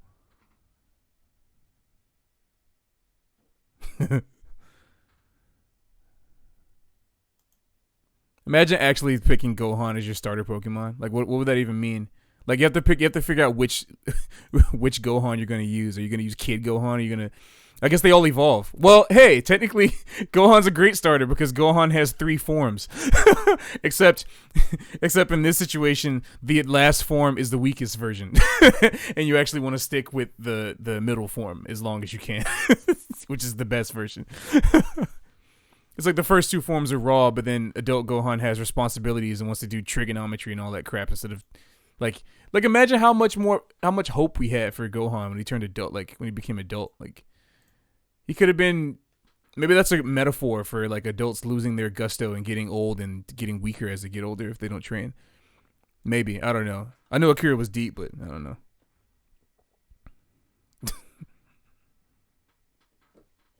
Yeah, exactly. You gotta exactly cancel that evolution. Cancel it. You must. I've been stuck. Why am I stuck in this chord? It's like I know exactly what this chord is, yet I'm not putting it in yet. Let's go ahead and put that just like that.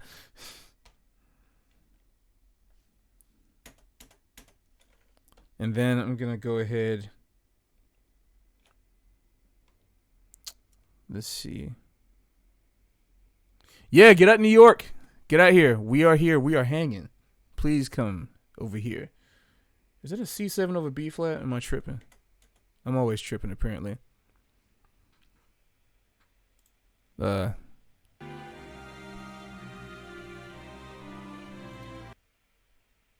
least I was right about that chord.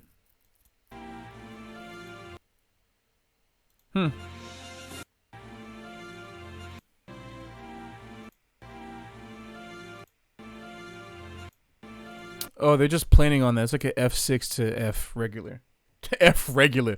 Yeah, can you play me an F regular chord? Can you give me a can I get $20 on pump number 7, F regular, unleaded gas?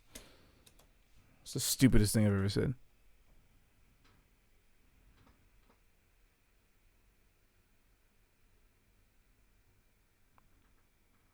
All right, well, those are done. I think this next few chords are actually a little easier for me to get because there's not so much movement. E flat, B flat, A flat. Let me scroll over in case the window is being truncated. A flat, G. I'm gonna put G7 just because no, I shouldn't do that. It's not good. Let me not take that kind of liberty. All right. All right, Lamel. Cool.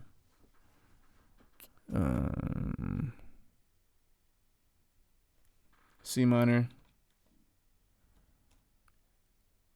And then I'm assuming that it's probably going to be another C minor chord, like a C minor 7, but just over B flat. All these slash chords, man. It's not even a Guns N' Roses tune.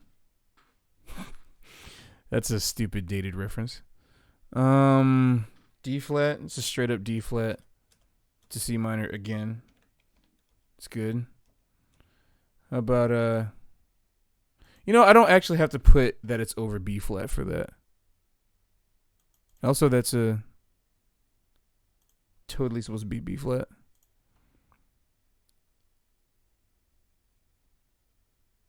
Or let me do that. Let me keep it in and then just change this. Just for the bass player, it's cool. If y'all have any kind of questions for what I'm doing and how I'm doing it, I'd be more than happy to answer and help. That is whether it's with the program or the transcribing or any of that kind of stuff. G7.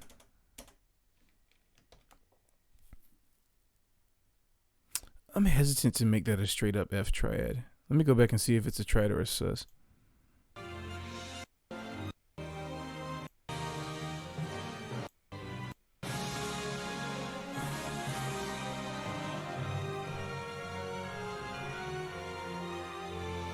It's a sus. It's clearly a sus. It is a sus chord. That is a freaking sus chord. Whatever that means to you. That chord is suspect. F suspect. It's like it might be a F. But I'm not going to take my chances. That's exactly what that chord would be. Okay. I think all the changes are in, all the chords are in here, which is killing. So now my next question is it better to have the chord changes? Is it going to be better to have the chords on the bottom or on the top right now? But either way, the good thing is that the song is done. It took longer because I'm trying to entertain and hang out with y'all too. But look at that. So let me zoom out because you're probably I think the video is probably going to block a little bit. But that's what it looks like in score view, or rather page view actually. I had score view earlier. So now just to clean it up and make it look cool, I'm gonna go ahead and make this text italic. Ooh. Text tutorials. Isn't that what everybody wants? Italic 14. And again, if you're not seeing any of the menus, it's because I'm using Streamlabs OBS, the window capture, as opposed to the display capture. I haven't figured out how to do that yet. I will once I'm done with this stream, and then the next one will be better so you can see everything, not just the mouse. But for right now, this is what it is. Oh yeah, when exactly was the year? I forgot, but doesn't matter right now. Let's go ahead and make this neat. Let's see, 4. Yeah, look at that. That looks nice. All right, there we have our chart. Easy. And yeah, I guess we can keep the chords on the bottom. It looks clean because, you know, whatever. No one's actually gonna really be improvising. That's just for the rhythm section to see. So I'm gonna save that. I'm gonna save that as a PDF. Let's see. Theme of Final Fantasy. Theme of 12. Bam. All right, and with that, that song is done.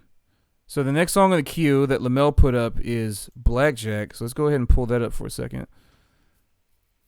This is a song that I actually haven't heard. At least I think I haven't heard before. So this would be a nice experience exploration for me.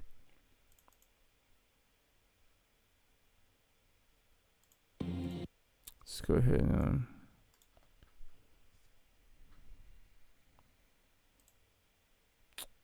All right. Let's see. How do I go ahead and add this thing in here in OBS?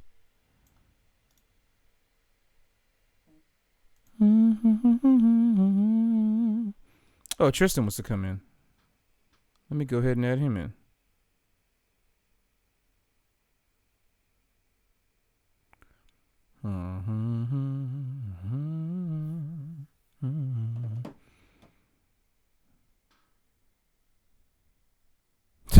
I love how in OBS it says only one person's watching, but there's clearly 5 people like in the chat right now.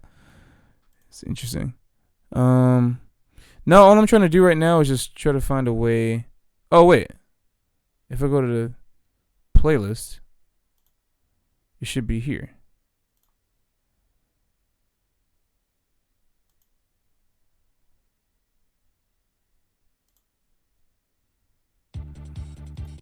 All right, there we go. We are here. So now let me go put that in. It should be in the queue now.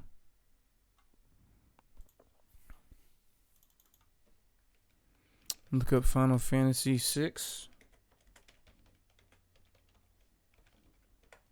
Blackjack theme. I'm going to pull up the 30-minute version. I think you put up the regular version here, if I'm not mistaken. Yeah, you put the regular version. I'm going to go look up the 30-minute because it's just nice to have that continuous stream of stuff.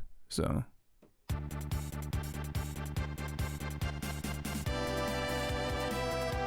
Woo! Whoa.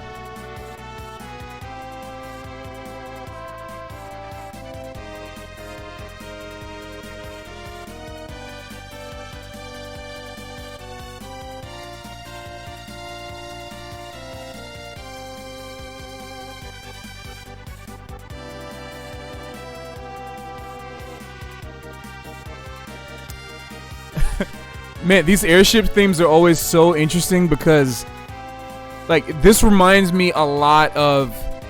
I mean, the vibe in general of Final Fantasy VI reminds me of Chrono Trigger. But in general, even this song reminds me of the Epoch, Wings of Time.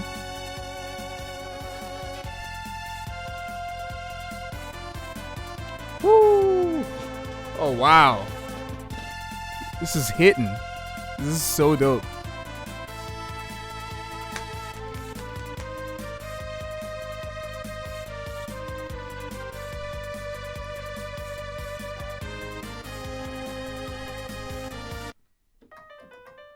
This is so dope. I love this. There's a lot of stuff. The Final Fantasy VI songs have some long form stuff happening. Like, I'm noticing already this is probably AABB is what it sounds like.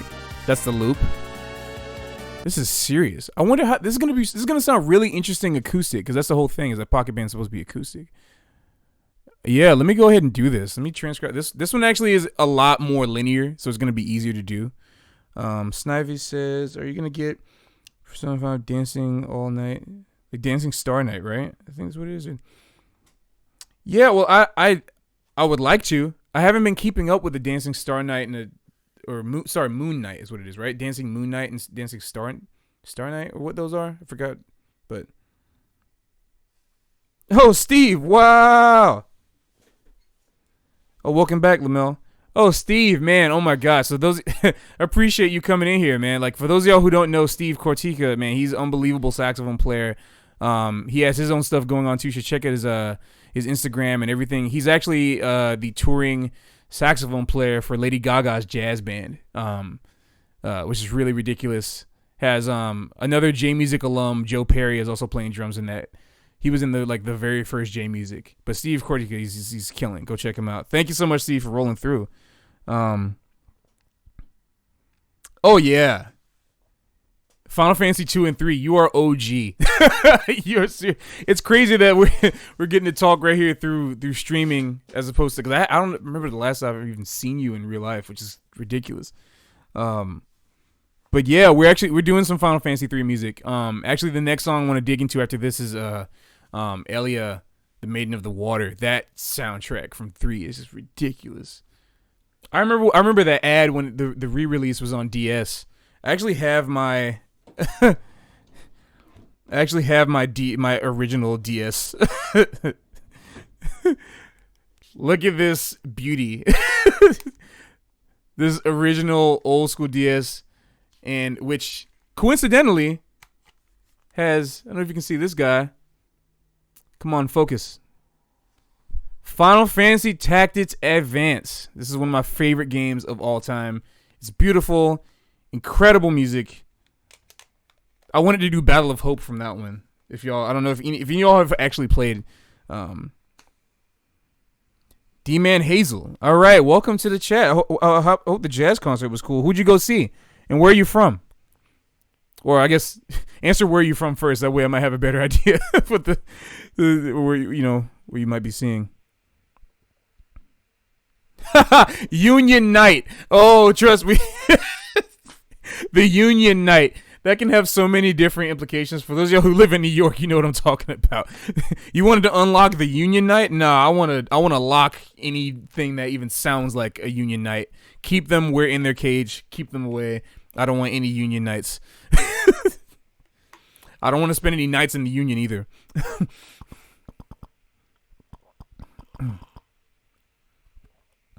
Oh, Steve, man, yo, no, thank you. Thank you so much for rolling through. I want to, the whole point is I want to get everybody from all directions to come through.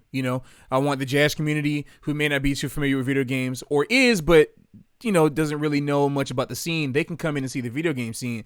And then again, from the video game scene, who, even if some of them are musicians, but, are not too fully integrated into the jazz scene, they can come into the jazz scene. We all come together, and I'm hoping that this can be a platform to educate both sides and also to bring the strengths of both sides into this so that we can all learn from each other and have a great time. So, yeah, it's really, really, really cool to see you in here, because it really exemplifies and is a good example of what I'm trying to do. So thank you for rolling through.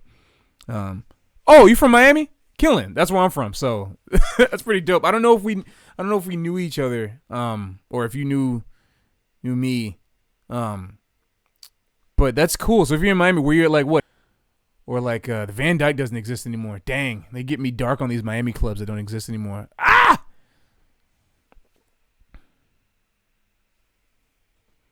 But yeah, those of y'all who are in here, what's up? Please like the video, subscribe if you haven't already. Let's see here. And if you're feeling so inclined, you want to see more stuff like this, you can go ahead and let us know. And you can support the stream by clicking on the link in the video description below. See who we got here. Hey, Steve Cortica, appreciate you, man. All right, let's get back into the song. So Lamella actually started I do know Marcus. Of course I do, man. Funny stories about Marcus, man. Marcus is great. I love Marcus, man. Well, so the thing about Mark, I don't know if he, no, I've told this to people before. This is funny. So I actually met Marcus when we were in middle school. When I was in middle school, see, I was in 8th grade. He was in 6th. And my band director, Melton Mustafa Jr., who was the son of the world-renowned trumpet player who just passed in December last year, Melton Mustafa Sr., he, I was playing alto for about 2 or 3 years at this point. I was playing Barry mostly, but because our lead alto player left, who was a grade above me, it was my turn to play alto. So then at the beginning, I think it was the beginning of the school year, Marcus came in, like little short Marcus, like really, small little boy. It was cute.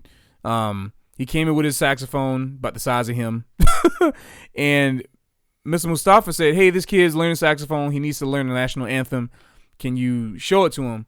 I think he had the notes, like actual letter notes written down on a napkin. Like the letter notes for the national anthem on saxophone. It was incredible. It was adorable. But so yeah, like I gave him some tips from whatever I knew, because I was still learning how to play saxophone too. So it's kind of crazy that he had us do that. And yeah, he learned how to play the national anthem from a napkin with the notes written on it. And now he's an incredible film composer. He he's on like Michael D's records now. He recorded with Rodney Whitaker.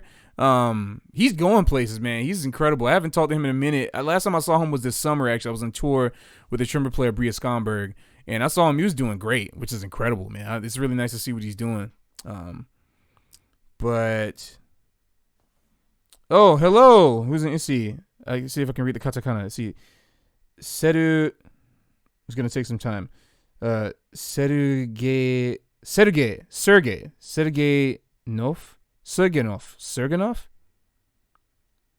Did I read that right?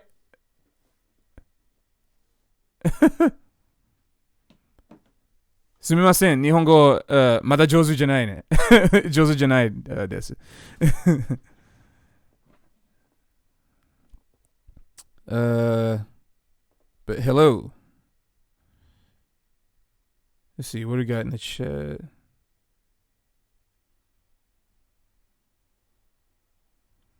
Oh, okay. See, I'm not hip. So, there was a point in time where I was so hip on college, and then things just fell off. My anime knowledge really doesn't extend far beyond 2014. Like, and by beyond, I mean up like 24, anything newer than 2014. Except for Noragami, I guess, because I really liked Noragami. I need to get back into some stuff. But let's see. Thank you, Steve. Appreciate you coming through, man. Thank you as always.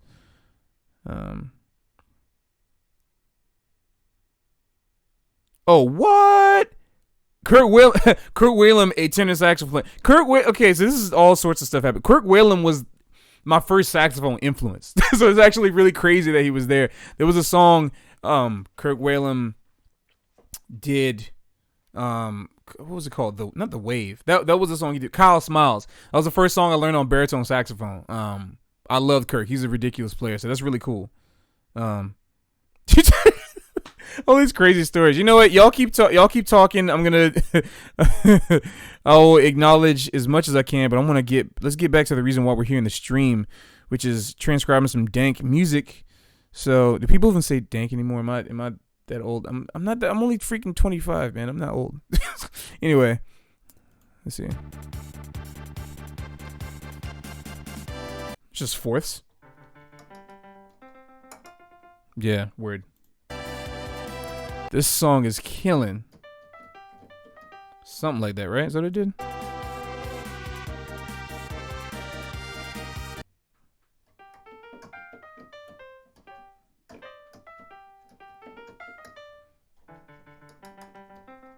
I guess I'll put that in first. Let's just go ahead and let me start the new file since we're done with this. Save. All right, cool. Or whatever. Just gonna exit out.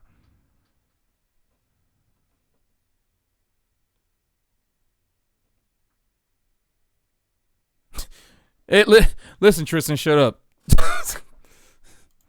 All right, I'm not old. I am hip.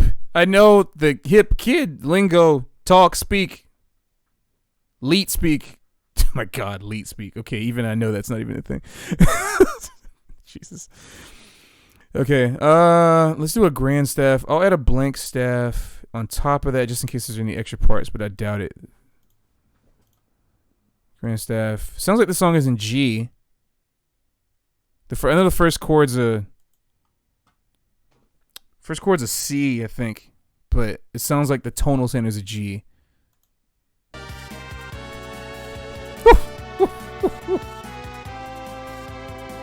What a crazy song. Woo! Wow. The first 6 chords are just automatically destroying me. Hold on.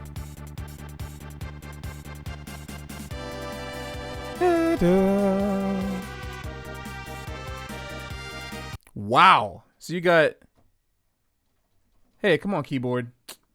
Keyboard's bugging out on me again. All right, let me unplug and replug it. Let's go back into MIDI options.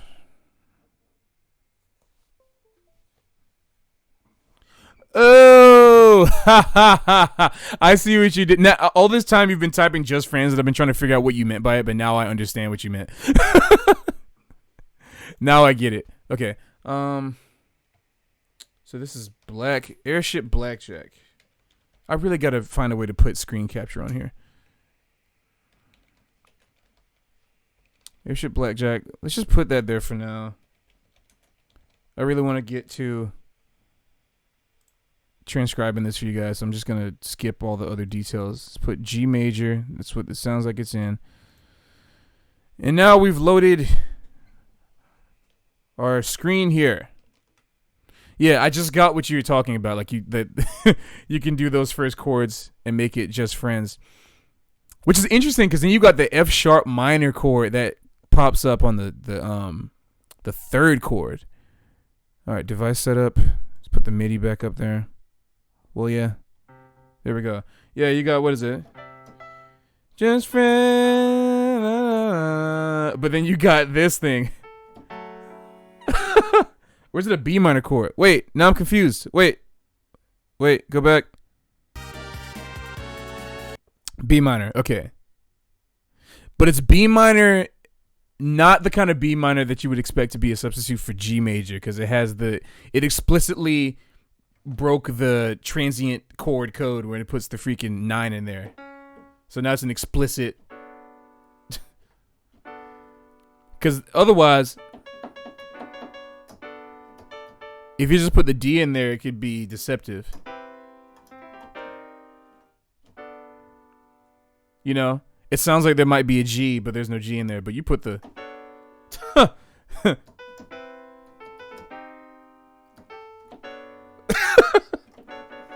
Some crazy stuff. Okay. So we're going to start off, I guess, by putting in that... Well, no, let me start off by changing hyperscribe options. But once I do change the hyperscribe options, then we're going to start off by putting that fourth riff, right? And I guess the tempo... Let me click to set the tempo. It's around 140-ish, I guess. And then hyperscribe.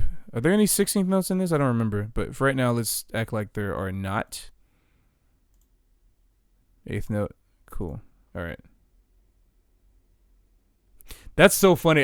That if there's any small victory, I think that can happen for the video game / J music world, is that you just said that you're gonna think of Final Fantasy VI when you play Just Friends. That's unbelievable. That's exactly. See, here at the J Music Ensemble, that's really the educational outreach mission that we're embarking on, is to get people to think of video game songs when they play jazz standards, not the other way around. Let's position hashtag VGM standards. I mean, even though that wasn't much of a joke, it's still a joke, because I'm kind of serious about that hashtag. We need to make VGM standards. Anyway, and let me start a save file too, so that I don't lose this progress. Blackjack FF6. Set this tempo 144. What does that sound like? It's a little fast for me right now. Let's put 130 because I'm a slowpoke.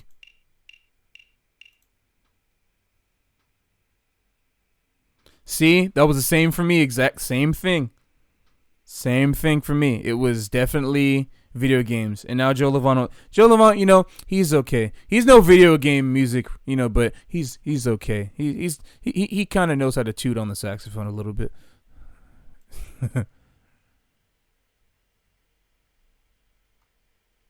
No, if anybody who doesn't know Joe Lovano, definitely go look up Joe Lovano. He's incredible. One of the absolute greatest. Okay, so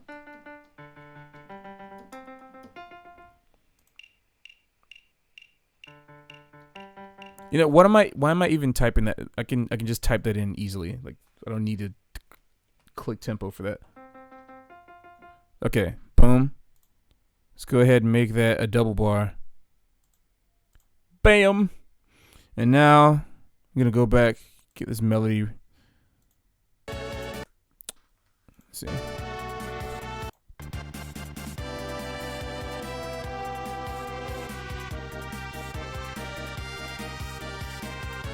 Woo! I love that. This is ridiculous. I'll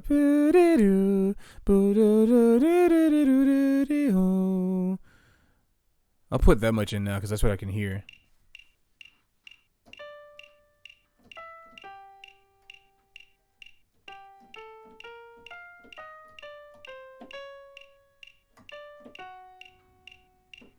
And if any of you are hearing some kind of a... Wow, look at that. There we go. If you're hearing some kind of a lag, it's because there's a latency. I don't know, like almost 20 or 30 milliseconds of latency. Probably longer than that. Of when I strike the key. Like, I'll put the mic closer to my to my keyboard so you can hear me hitting it. There's a latency. You know, so what music notation software I use? I am using Finale. I know a lot of people use Sibelius. It seems to be the popular user-friendly option, but I feel like Finale is also extremely user-friendly. But I've been using it for about, it's 2018 now. Just shy of 12 years I've been using Finale. And so I've learned how to maneuver around. Even when Finale was not that good. Finale was always okay. It was cool. But now it's really good. Ever since 2011, like when 2011 came out, that's when Finale started getting ridiculous. And it became what is the new user-friendly, extremely efficient, streamlined version that we have now. So... Oh, you're required to use Sibelius for class. They don't give you an option of Finale or Sibelius. That's kind of strange because in my college they allowed us to choose. We could use whatever, and that the teacher actually knew how to use both. I think it's interesting that you have to use Sibelius.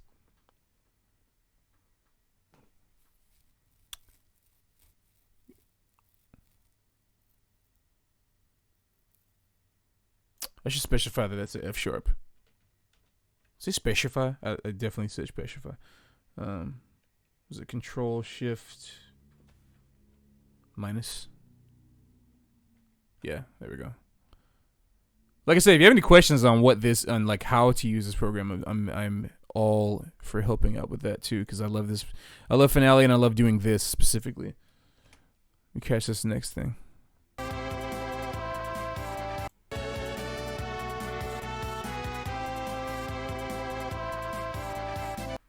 All right, that sounds like.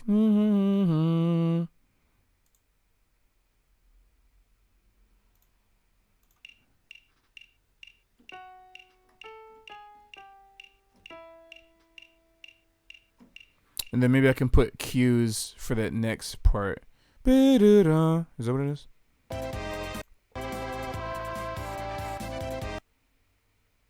Yeah. You know what? I might have to add a second line then. Let me go ahead and add another instrument. Let's see. Oh, yo. No, I totally understand. Listen, go ahead and do that. get that gig. I'm probably gonna only be on here for another 30 minutes before I go private with the transcribing. But yeah, totally. Thanks so much for stopping by. I appreciate you. Thank you for the sub as well. Yeah, we'll be uploading videos periodically, doing more stuff like this as much as we can. Good luck on your gig. You said you got a gig back home you got to get for. Killing. I hear you. All right, yeah, thanks for stopping by.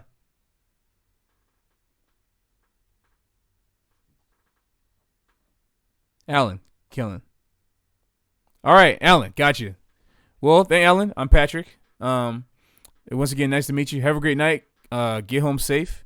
I don't know where you are right now. You said you had to get home for, so wherever you're streaming, I hope it was cool. But yeah, man, great to talk to you.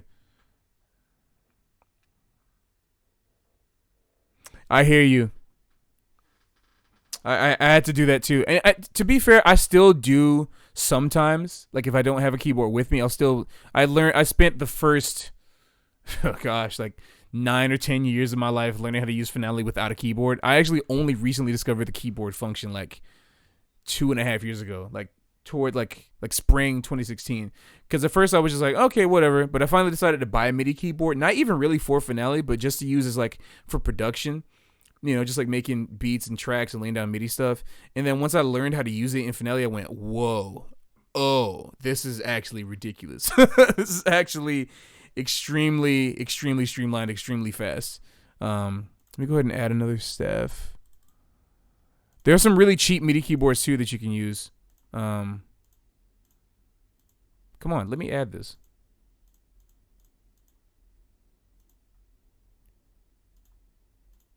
I gotta update the new Finale.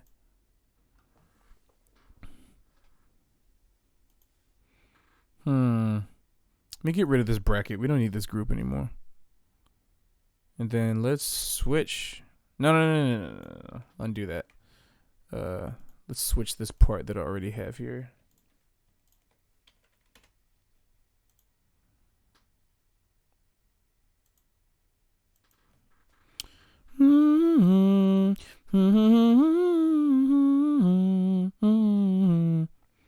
That's cool. That's pretty dope.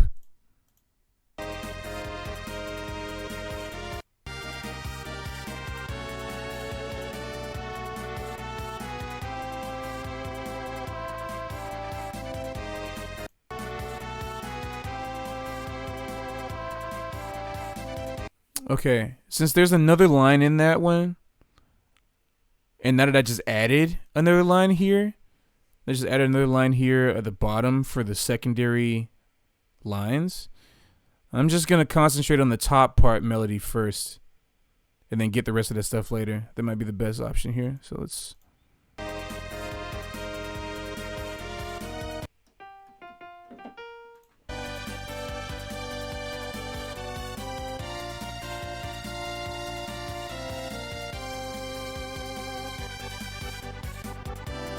Okay, so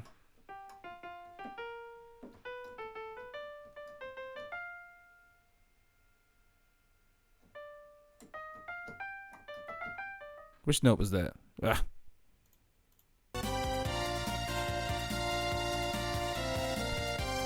Nice. All right, that's easy enough. Motivic development. Motivic developmentione. That doesn't even need to have any of that. I don't know why I said that. Okay.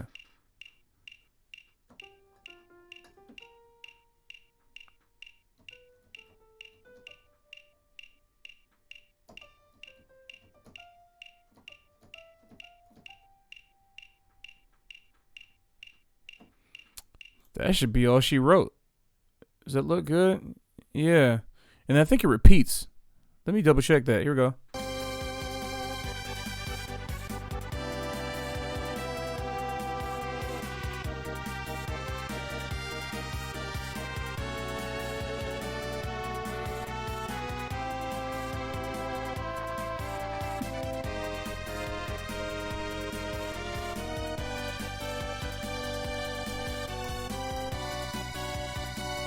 Woo! That's a first and second ending vibe, right? wow, this is a crazy tune. This is so Chrono Triggery too. It sounds almost exactly like the Epoch. I'm gonna pull that one up right now for you. Actually, you should check that out. It sounds like the Epoch.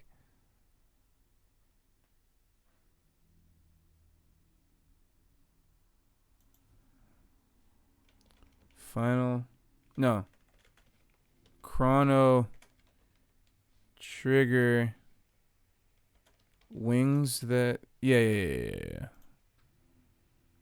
That's really what it sounds like. At least it doesn't sound exactly like it, but it has the vibe, you know, has the same thing.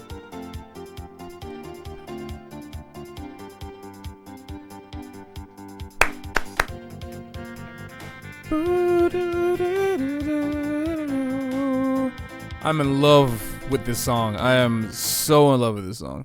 But anyway, I'm getting vibes, and even just the whole steampunk aesthetic I'm getting too. Like the steampunk mixed with cyberpunk kind of vibes. There's probably a better word for that y'all know. Whatever that. Man, it really got me into arranging music recently. Oh, that's great. Wait, Cast Off, what happened to you? I'm sorry, I missed that. If you don't mind me asking, I'm sorry that you were in a cast in the first place.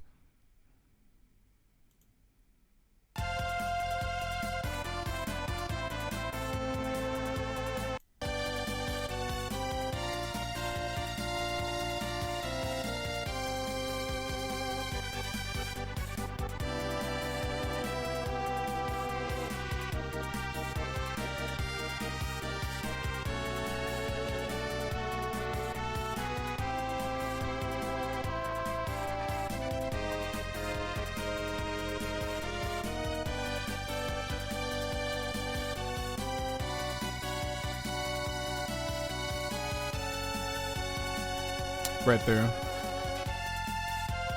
For sure, right there. That is a first and second ending situation. Let's put a repeat right there.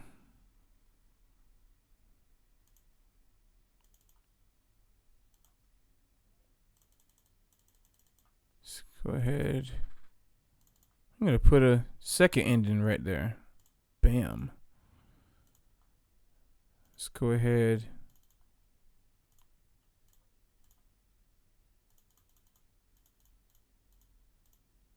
Okay. Boom. This is actually turning out to be a lot easier than I thought. I mean, getting the chords and stuff, I don't know. It's going to be whatever, but.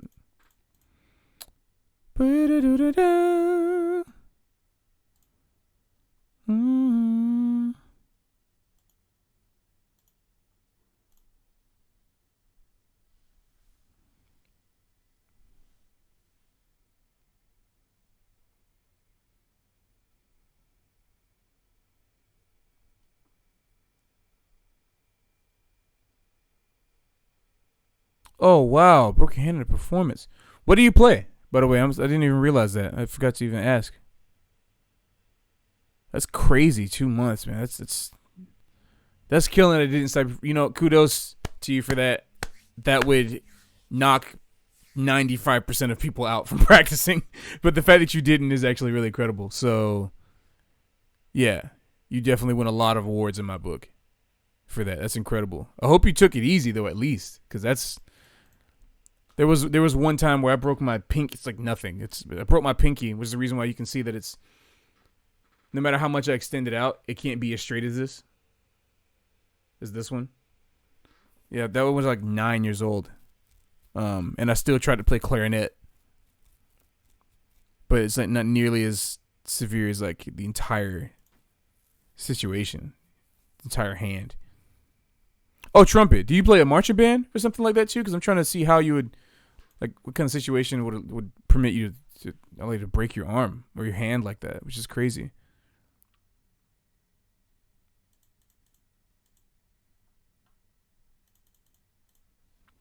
That's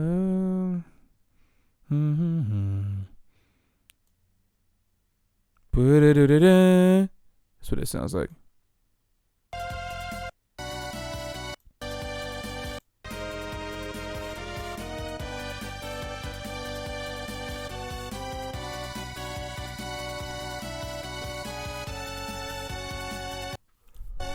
Wow.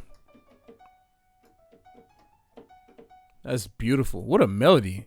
Ah, Nobuo, come on.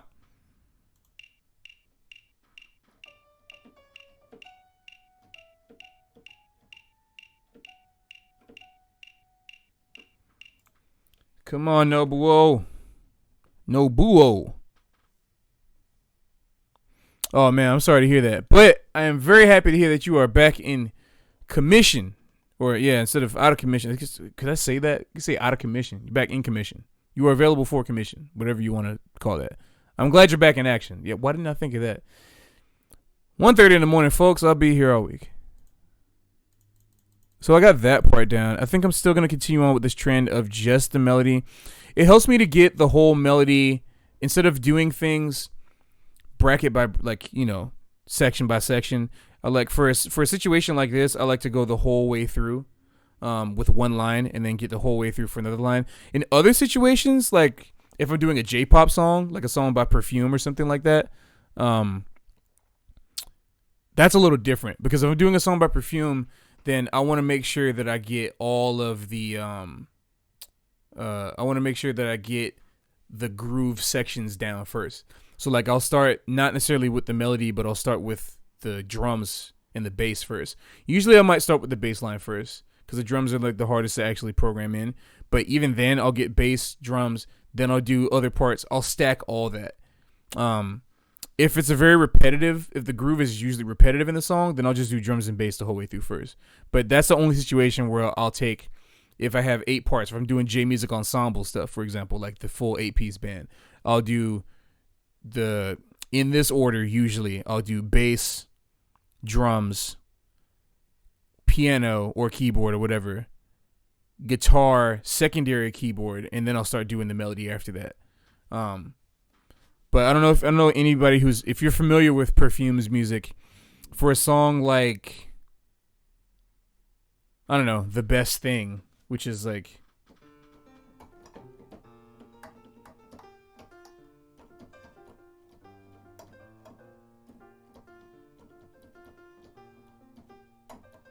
whatever the melody is, whatever. For a song that has such a repetitive groove section like that, I'll write the entire groove out first because there's nothing important about it that I need to figure out besides the melody. The melody is what moves the most. It's the most complicated part, so I'll just do that last. But in this situation, I'm just making a lead sheet, and I want to make sure that all the little parts are in there. Just the important parts, rather. I want to make sure the important parts are in there. So I'll do the melody first because it's a good reference for me to have and make sure that I have it. And it also allows me to see how long the song is going to be. So that's why I do just a full melody first as opposed to doing every little part.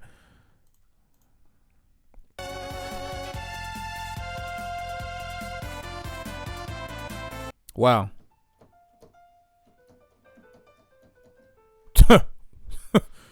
How am I going to, let's see.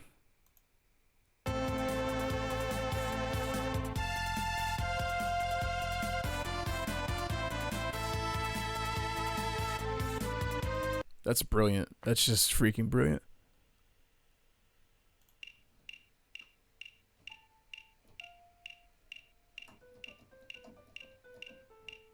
Hope I got that in time.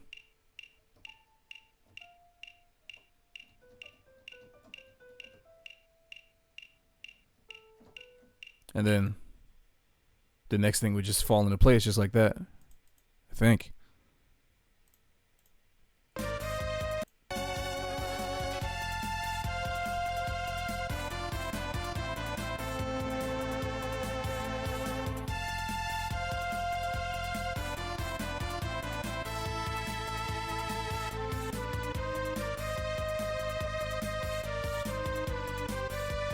Woo.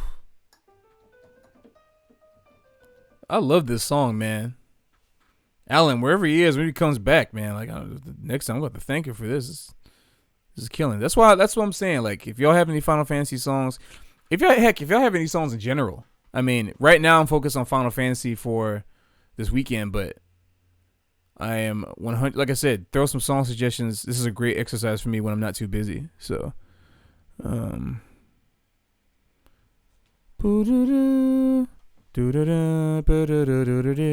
do that one first.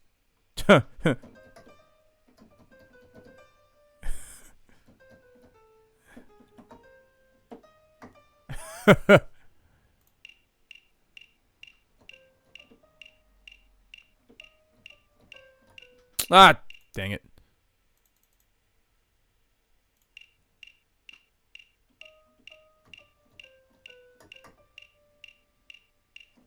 That's the first part.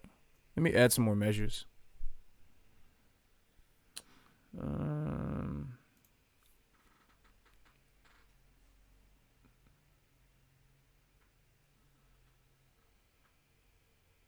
Add measures.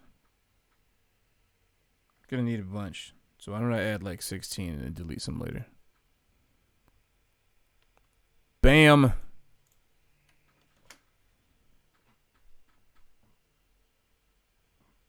All right. What I got here? Oh, I forgot. Gotta set up the leftmost measure thing. Okie doke. By the way, once I'm off of here, I'm probably gonna take a break. Like I'll probably end it at like 2. And once I'm off of here, I'll be doing some. I won't be streaming it, but I'll if anybody wants to play Mario Kart, I'll be playing some Mario Kart online before I go to bed. Should be cool just to make sure I don't lose my chops.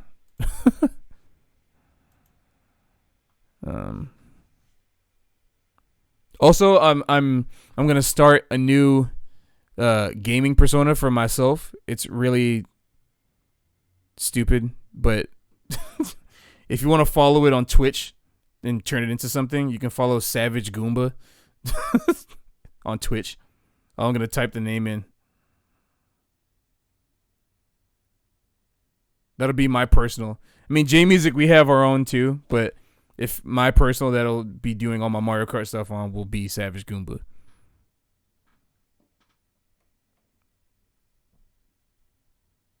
There's a very stupid story behind it. Why I'm calling myself that. But don't worry about it for now. Anyway. So I'm like trying to fan this one tiny little net that keeps coming into my view. See if there's any more in here. So get away from me.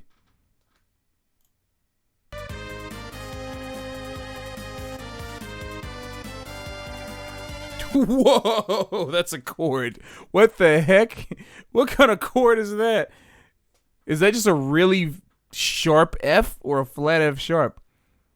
I would say that F sharp is flat as F, but hey. Wait, that's one of the dumbest music puns I think I've ever come up with. That F sharp is flat as F. Wow. That's so bad, but it's funny, but it's so stupid. Oh, the story behind that. Okay, it's stupid. It's random. So I pre-ordered Mario Party, and then I played it at launch. And I noticed, normally my character in the Mario Party games, namely the Mario Party DS. Is DS the first time you can see Waluigi in a Mario Party game? I don't know, but regardless if it is or not. When I started playing Mario Party DS, I would only pick Waluigi. In the first Mario Tennis, I would only pick Waluigi. Cause I don't know why, but just Waluigi. And now in Mario Kart, my main is Waluigi. I don't know, unrelated to the bandwagon that everyone seems to be on with the fandom of Waluigi. I guess there's something about the charm of Waluigi that brings us all together. I don't know what it is, but it was my go-to. But then for some reason, I was like, let me try playing with some other characters. And the second and only, to this day, the only other Mario Party character I've ever played is the one in the Super Mario Party for Switch, and that was Goomba. I was like, let me just pick Goomba. And for some reason, he was a fun character to play. And I thought it was really interesting seeing, like, you being to interact and play as Goomba as kind of like this friendly character. Like, he's being Goomba, but he's being, like, kind of cute. You know, like, he's just bouncing around. Like, when he hits a block, he just, like, jumps up and hits it. And also, if you play the new Mario Party, I don't know if you got to, if you see in the menu, when you're playing against computer or friends or whatever, you're actually, the new menu of Super Mario Party is, like, actually, it's instead of having like a party menu where you select the things in like the home screen, the start screen, you just press the start screen, you select your characters first, then you go into the party selector menu, which is really cool. So then all your characters walk around in kind of this homeworld type place where there's like a bunch of TV screens, and each TV screen is attended at by a toad, and he tells you what that screen represents. It could be game modes. So you're walking around, and you can actually jump on each. You can jump on each other like how Mario would jump on a Goomba to smash it, but now Goomba can jump on Mario, and it's the absolute most satisfying thing. Actually, just to play as Goomba and then just smash on top of all the characters. It's like, man, Goomba just had one wish from the very first Super Mario Brothers. You know, that's the first thing you see is Mario squishing a Goomba, and now Goomba gets his revenge. And I think there's a backstory about Goomba. I think Goomba is very misunderstood as a character, and he just wants to be loved and respected, but he also doesn't want nobody to step on him. That's why he has this constant frown, because he has to make up somehow for he's just look like he's mean. So I'm like, you know what? As I was playing with him, it just came from a quote, like it's just something I said one time I was playing with my friends. I wish I could have recorded it. I was just like, man, Goomba is savage. It's just stupid. It's like, man, Goomba is savage. I was like, oh wait, Savage Goomba. That's pretty dope. That's how that came up. Like all that backstory just to say that I said Goomba is savage. All of that. I just wasted like 5 minutes, and I apologize. But no, so that's how that came up. And then my friend Xavier, who always, every time I see him, gives me some crazy revelation about something I didn't know about, told me that I didn't realize that Goomba was like Italian slang for like an Italian person. Like bad slang, like almost like the N-word or something, but for Italians. I'm like, what? I didn't know that. Like, I had no idea that was a thing, and I felt kind of weird because I'm like, wait a minute, seriously? So I was like, well, any Italians get mad at that? But I think it's only for New York Italian person, not like actual Italian Italy, but like just New York Italian. And so he was like, I was like, will any Italians see that name and get offended? And he said, probably not. I was like, all right, well then cool. I am Savage Goomba. That's my story, and I'm sticking to it. Yes, see, I know, right? I had no idea, and like I don't know what I didn't look it up because I normally trust him, but I'm actually curious now to see. So I'm gonna look it up and see if it's, because I've heard I talked to some other people about it too. Let's see, Goomba slang. Yep, Goomba. I'm gonna pull it up in the browser so you can see it.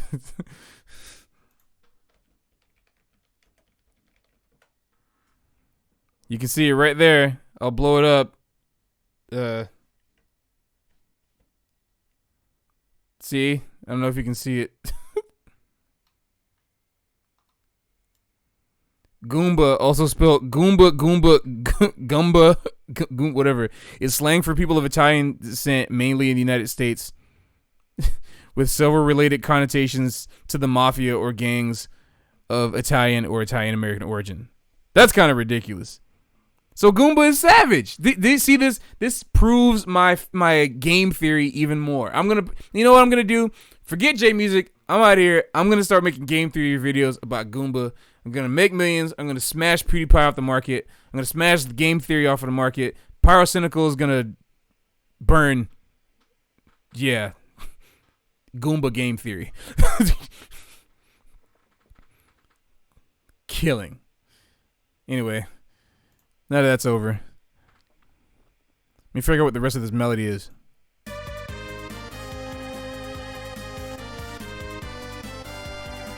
What the heck? What is that? Okay, now I'm back to where I was. Is that supposed to be an F or an F sharp? It sounds like an F, but man, that's a jarring chord.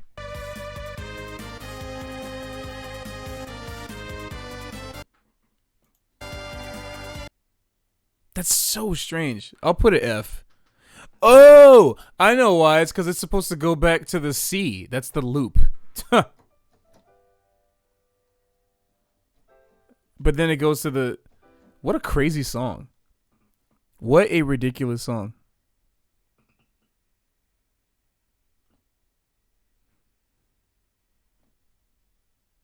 What is he saying? You only get a video for each game he's featured in.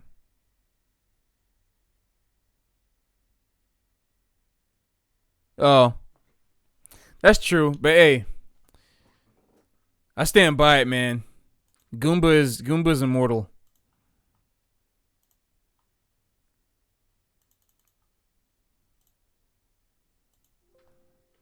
Wow, I think as soon as I put this next thing in, this melody is complete. I'm gonna cheat right now and put this in here. Just copy and paste, just like that. Make it easy. Do it. I just did that. Okay, now I'll play the thing. That's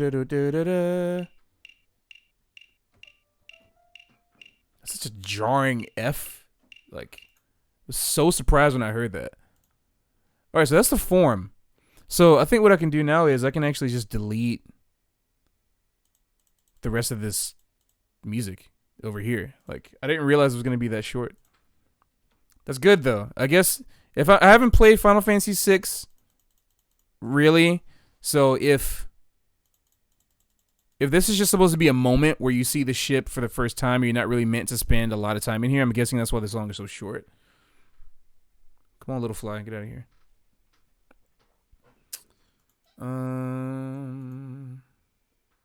So now I guess it's time to skip the bass notes. I don't really have to put the bass notes in, but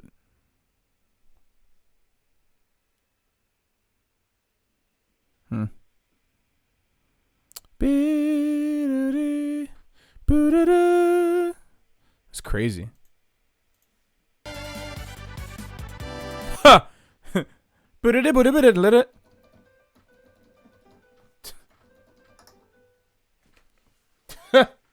This game is wilding out. Come on, Nobuo.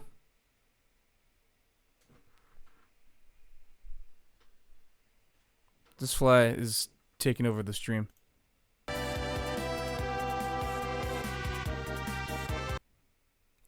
It almost reminds me of the Wii Shop music because it has the bup like that kind of thing, which is a song I said I was gonna plan on doing, so I'll do that one too.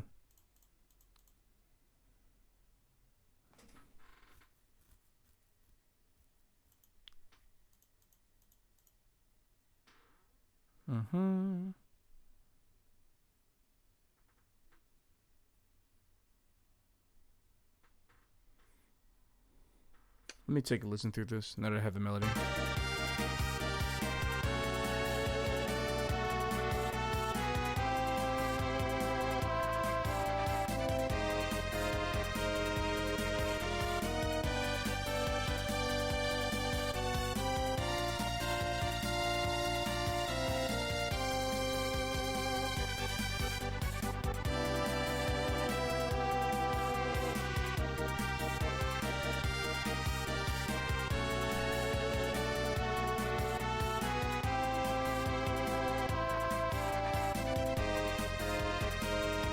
Woo! What? Is that a sus? I'm confused now.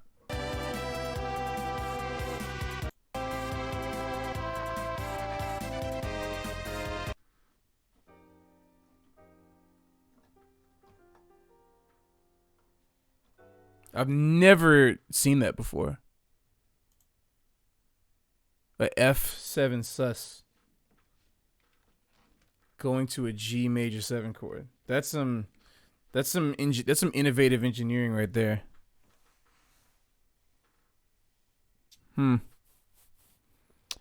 G major 7. And then the next time, wait, I gotta go back to the first time.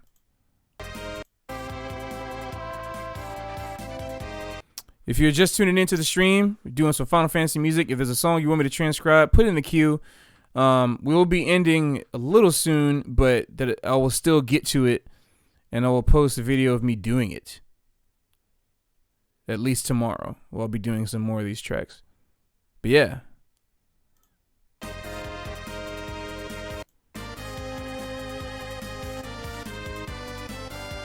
Oh, that's that crazy chord again. Wait, that's not what I was looking for.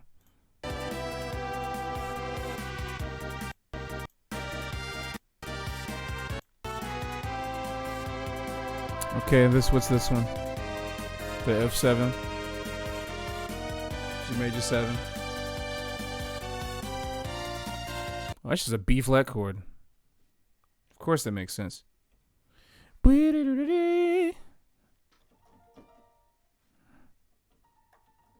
I think one of my favorite sounds is, of course.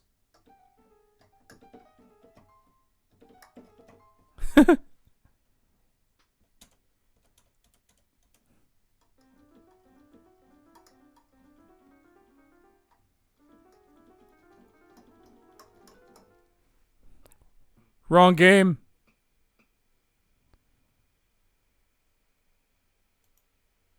So what is that? Another G7? What's going on?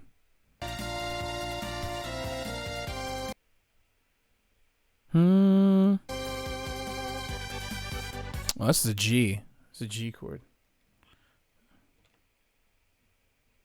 Snivy, thanks so much for tuning in. We appreciate you as always.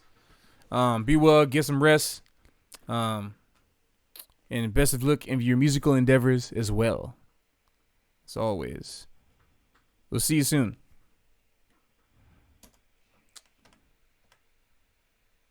What chord is that?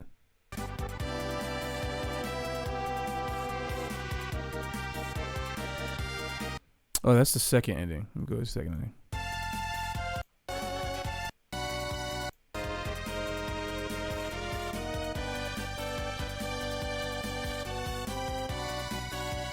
B minor again. Is it F sharp? F, yep. That is correct. You got a B.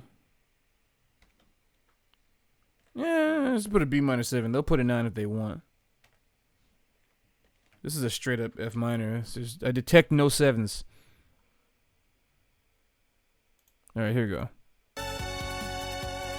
Once again, if you're new to the stream or new to the channel, go ahead and please give this video a like and subscribe if you haven't already. If you want to support the stream in any way, form, or fashion, you can go ahead and click the link in the description below as well. Thank you. F. A minor. F to A minor. Okay. And I think it repeats. Also, I already transcribed it, but we're also doing just a sneak preview. I'm probably gonna cut this part out of saying it, but you know what? No, let me not even say it. It's late. My filter's turning off. There's a song from Final Fantasy VII that we're doing that Norman Edwards is gonna come and sit in on. So if you are in New York, you're gonna get a sneak preview of that song that we're gonna put up on YouTube. It's ridiculous.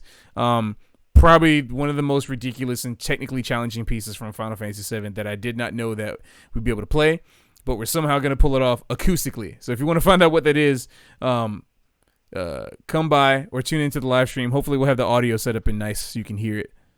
It's gonna be a crazy one. Final Fantasy VII.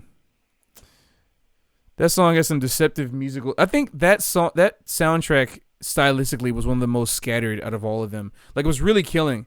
But it's just that there's so many different versions of different songs on there. You had like reggae, you had like rock music, you had like waltzes, you had there's so many different things in that game. Different versions of the Chocobo theme, all that kind of stuff. It's F again, right? I think is another A minor. I'm really curious how this is gonna sound with acoustic. But you know, gotta fulfill the request. Let's see what's going on here. Yep, F again. A minor. A flat. And I'm guessing it's to a G minor or an E flat over G. Oh no, it's the G.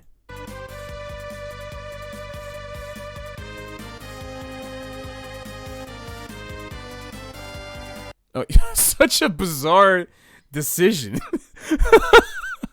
Noble, I'll give it to you in the compositions. But wow, you expect it to do this. That's like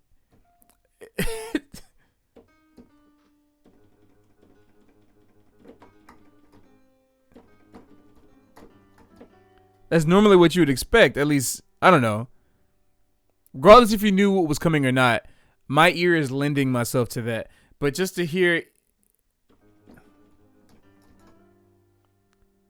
it's like, all right, but it's kind of crazy. I don't know. Do you agree? am I the only one that feels that way? I don't know. It's an interesting note choice. I think it's an interesting note choice. Back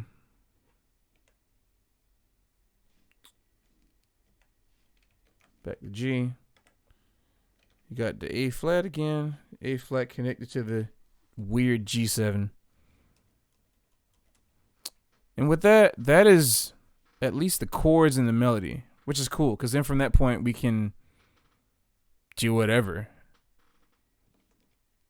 And the cool thing about jazz, you know, is that you can sit here, you can have just this, right? You can have just the melody and the chord changes, and no matter what, they're gonna play something. A jazz musician is gonna look at this and they're gonna play something. They're gonna play at least somebody's gonna play the melody, and you tell the drummer to play a groove, and the bass player is gonna look at this. They're gonna read what the changes are. The piano player is gonna read the changes. The guitar player, they're gonna play some kind of chords as long as you stylistically give them cues for what they're supposed to do.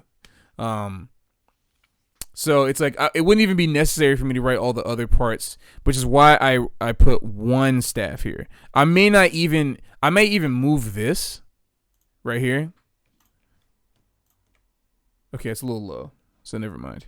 I could just put octave lower, because I was thinking about just even putting this maybe in one of the other parts, because you really don't need to put repetitive bass notes all the time if the chord changes just are there the entire time. So have you ever heard the Mega Man 3 theme? As in the Mega Man 3 like title screen music, or like there's actually a theme for Mega Man?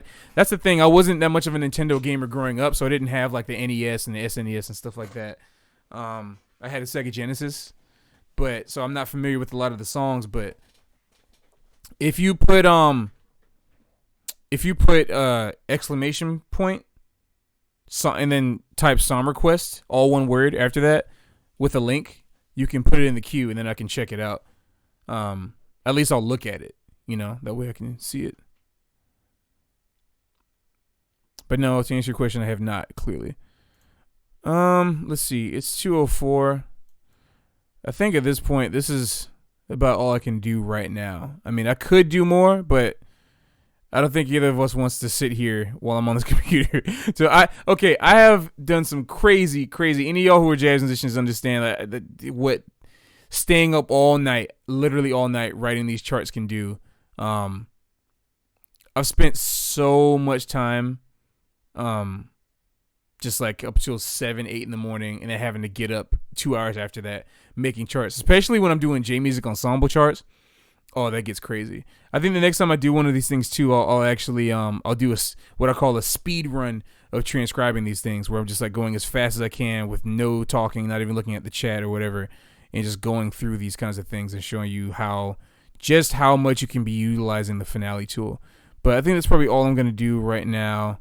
If you have any questions for me, I mean, at this point I'm just gonna wind down, so I'll spend the next 10 minutes just answering any questions or talking to y'all about anything. If you have any questions about what you just saw, any requests you might want to see in the future. Like I said, there will be a new Persona video going up very soon. For those of you who came from the Persona stuff, there's definitely gonna be some more Persona stuff. I found a video in the vault from the 3rd session that we did with Ben Unison on guitar that I forgot about, and we're gonna be putting that one up. So go here. I'm gonna save. No, I can just like it, I guess. It'll add it to my like videos. All right. Yeah, that's it for right now, y'all. Is there anything y'all want to say? I'm right here chilling. I have my DS. And you had no idea. I don't even know if you can see it. My saxophone's been out the whole time. But it's just I'm not trying to play and get noise complaints.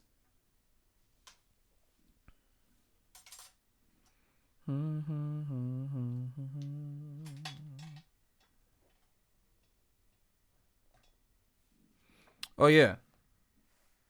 What I want to do now is I'm gonna give you if y'all have a Switch and y'all haven't added me by now, I'm gonna give you my personal switch was switch friend code, which is also works as the JMusic switch friend code for when we do party games. I'm gonna post in the chat right now.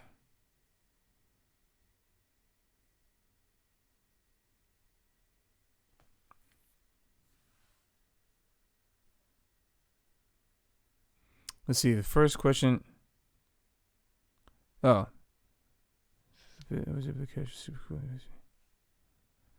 Oh wow, cool. Well, thank you, Moogable. I love that name. I love it. Moogles. If you're talking, I'm confused if you're talking about like the Moog, like Robert Moog synthesizer, or if you're talking about like a Moogle. If you're not talking about any of those things, then you got me. But incredible. Anyway, thank you so much. I appreciate that. It's really cool. I would love to do very basic, theory breakdowns for you. It is a lot to take in. I've been doing this. I've been doing this for over 15, 16, 17 years now. I guess I've been involving myself with music, but I've only really been doing this kind of thing in the past like 10 years, I guess, if that. You should check out 8-Bit Music Theory.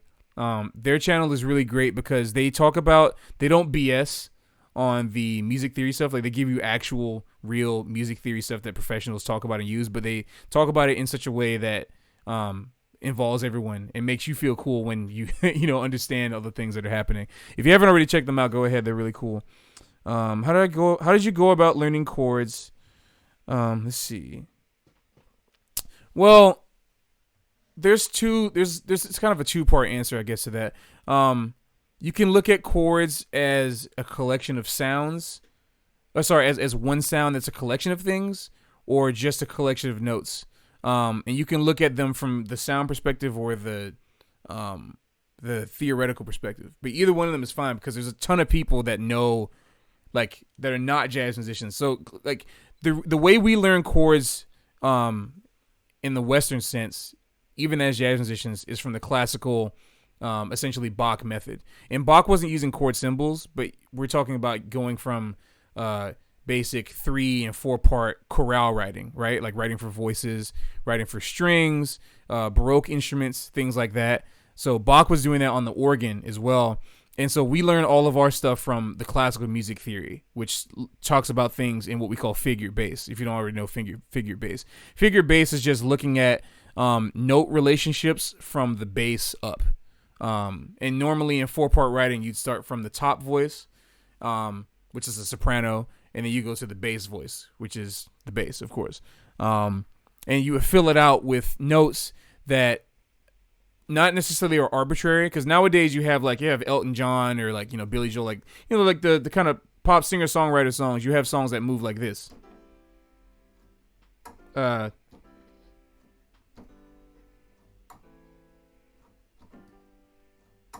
You know how it's kind of all blocky and stuff like that? Normally, in Bach's time, in the 1600s and 1700s, this wouldn't be acceptable because it's less important that the chords are there and more important that the voices move smoothly. You want to write good for smoothly and voice leading. So that's why we had a C major chord, which is just a triad, right? C, E, G, and C on the top. But if you want to move to G major, the smoothest thing to do wouldn't be to just play another G major chord. This is where I wish I put the camera on the keyboard. But you wouldn't want to put and then you just drop down. I pretty much dropped down a whole fourth. All my hands moved like a whole, 4 keys each. But instead, what you want to do, and I can actually write this out on Finale now that I have this here. Probably is the best option. Let me go all the way to a blank space outside of the chart. I'll create some more measures so you can see it. Let's go ahead and create 4 measures just for no reason. Okay, so normally in like pop writing or anything like that, you have chords generally that move like this. So you got C major, right? And then you got G major, and then A minor. That's the general progression. They call it the standard, 4-chord progression thing. Normally, again, in Bach's time, that wouldn't be this wouldn't be something that would be acceptable because it's too blocky and the voices are, even though we can sing like that, they wanted more smooth. I mean, you're writing for church music, so you want, like, if you're singing like, oh, you want every single voice to have like a melody, which is really cool to think about. Like, every voice has its own melody. So the reason why I brought up thinking about it from the spelling or the notes versus the sound of it is that if you look at all these chords right here, you'll notice that they're all 4 notes away from each other, right? So you got like 1, 1, 2, 3, 4. So you're jumping around a lot, but if you want to make it smooth, you could that's where you do voice leading. So naturally, if you want to move the same chord changes, let's say you only want to move 1 note each. Some of the voices can stay the same, like the G. So then I would just move my pinky from the C down to the B, and then on my left hand, I move the C down to a B, and then I move my first finger down to a D, and it would look like this. Right? It's just simple, essential voice leading. And then if I want to move from there to the A minor chord, easy. I'm just going down stepwise. So now you have a nice, clean motion. The G stays the same, but it's okay. Again, normally these chords wouldn't even be present in his music, but now if I want to go to the F, I'll stay on the A, and just all I'm doing is moving the E up to an F. See, right here? Let me see if I can zoom in for you. Let's see. Yeah. So, yeah, the A stayed the same, E moved to an F. So I like to think about chords like this in 2 ways. Come on, fly, get out of here. And the way I started to identify chords is I started to think about the relationships all the sounds had with each other, so that I can remember them better. I wanted to internalize what they all felt like as opposed to just looking at them on the page. And that's why this sensation is so important. Knowing what it feels like to move from note to note to note. If you want to learn chords, just like you want to just know what the chord is, bam. I mean, that just comes from playing. If you want to get to a piano, and just see what it feels like to play, play the chord. And the only way you're going to memorize the specific chord is by memorizing how it sounds. So you're just going to have to play it over and over again. But I think more importantly than just memorizing one chord at a time, you want to look at a group of chords and see how they move together, because then it'll help you to identify at any point in time when you look at a piece of music, you'd be like, oh, well, because I have perfect pitch, so it's easy for me to hear a chord when I hear it. But if you don't have perfect pitch, you want to make sure you understand patterns. It's all about patterns. So this simple 4-chord thing, the reason why it's so ubiquitous in pop music and why it works is because everyone has been playing this chord progression in pop music in America for 60 years by now. So everyone knows it, and you can get a random person off the street to recognize what. If you told them what those 4 chords were, if they heard it, they'd be able to know it. And so if you play them in sequence like that, you should be able to tell, okay, that's a 4th, right? And if I'm going down, it's going down a 4th.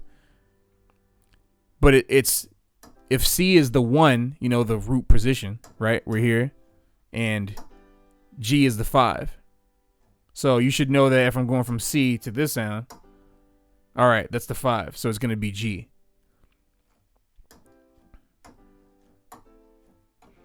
You just play that over and over again, or, you don't have to play that over again, but the more you hear it and the more that you know what it is, the more you'll commit it to memory, which is important. It's just important to commit these sounds to memory.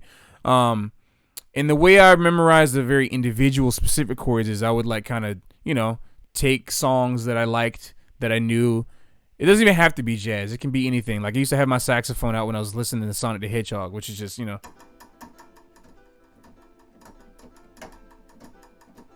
right? It's lagging so much. I'm sorry about that, but it's just... And then I have...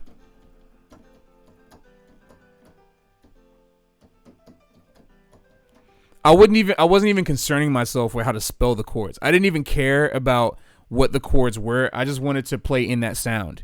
And then once I finally learned what the chords were, it made so much sense to me. It's like, oh, it's F going to E minor, going to D minor, C. Okay, so now I know those chords. Like anytime in real life that I hear those chords, I'll know that's what that is because I'll be familiar with the sound already. You just want to familiarize yourself with sounds as much as possible, and it just takes time.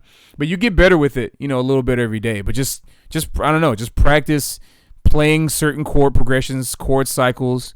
It's okay, like just take 2 or 3 or 4 chords. It's okay if you look at a piece of paper to spell it out. It's fine. What matters is that you have it there in front of you first, and then you just listen to it over and over again until you become familiar with the progression. Yeah, so that's kind of like my long-winded whatever. Oh, Tristan asked, and by the way, I hope that helped in some way. I know it was really long-winded. I could explain better, not at 2 a.m., but that's like kind of the best way I could think about for me that I learned it. It just took an organic process of building a personal relationship with those sounds. And Tristan asked, is Eternity already on the set list? Eternity that's the thing.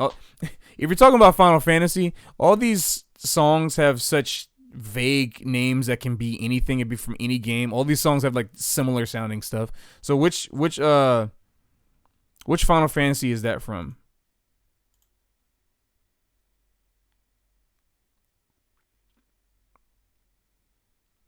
You can let me know.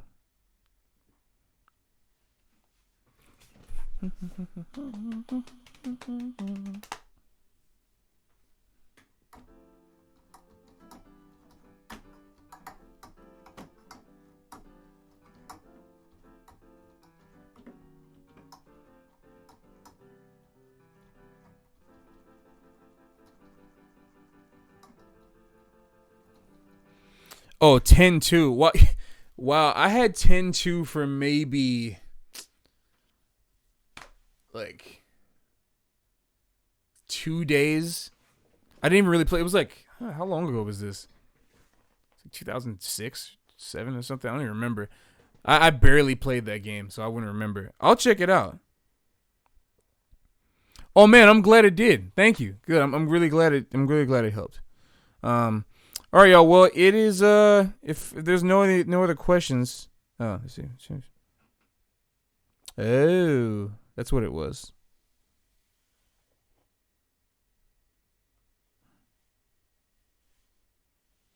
I'll go check that out. Actually.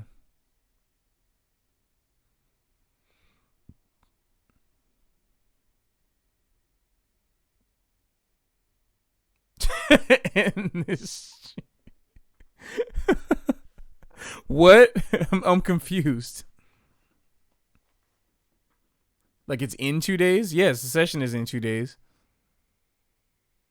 See, that's why I can't stream. Like y'all realize how dumb I actually am. I can't catch anything. I'm in my own little world, of course.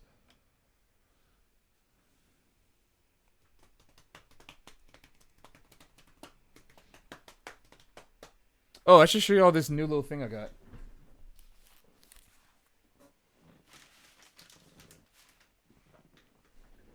Well, not little. This is the POG. This is a crazy effects pedal. I'm starting to put my saxophone through guitar effects pedals. Also, by the way, at Liberty City, I brought a few to play. I gotta find that video. Oh, sorry. I don't know, man. It was like I don't know what. I think it's because I didn't buy it. Like my friend. No, I did, but I bought it used at GameStop. That's what it was. I bought it used at GameStop for like super cheap, even at the time. I don't remember how long ago that was. I think it actually was 2006 or 7. I know what happened. I'm gonna tell you what game's fault it was that I stopped playing it.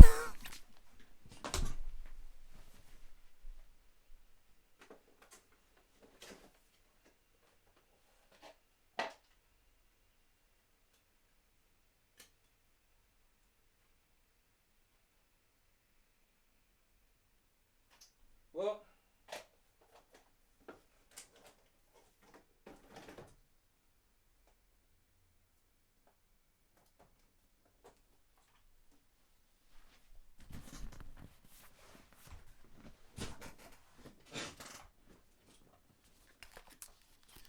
For some reason, I could only find the remake, but this game, Final Fantasy 12, is the reason why 10-2 only lasted 2 days for me, because I think I remember I beat Final Fantasy 10, and then I went out to GameStop. I bought my friend Brian Fondor let me borrow Final Fantasy 12, which he just let me keep at that point. And then I went out to GameStop and I bought 10-2 used, and I was like, let me just get these Final Fantasy games. Let's just get the Final Fantasy for PS2 games, which is cool. But then I popped that in and I thought, oh, I remember it starting off like 10, and I was just like really confused, and I was like, oh, this is like where it left off probably. And I had no idea what was going on with it, but I got bored of it very quickly. And then I was like, you know what? I'll come back to this. Let me put in 12. Immediately hooked. I felt like my life was changed like forever. 12 had my favorite music, period, still to this day. There was a song that completely changed my life. I'll just put that on. Actually, there was a song that I heard when I was 15 that once I heard this, I felt like compositionally everything changed for me. Everything I thought about music, this is what I want to do.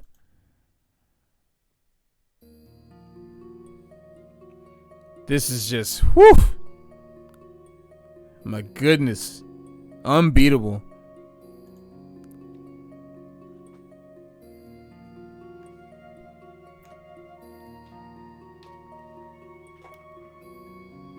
I actually have a chart for this one. I'll pull it up.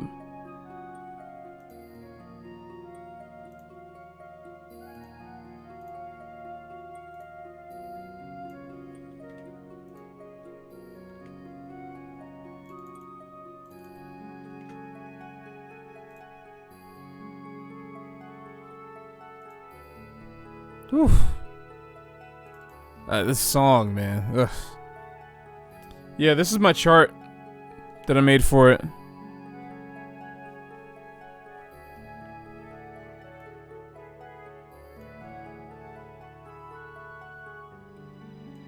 So we're at B now.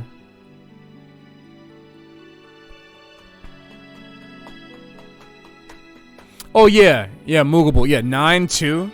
Oh yeah, 9 was also just beautiful. It's crazy. You know what 9 and 12 have in common?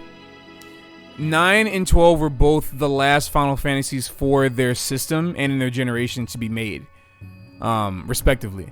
Like 9 was the last on PlayStation 1, 12 was the last on PlayStation 2, and I feel like those two games were they were pushing the limits of what those consoles could do at the time.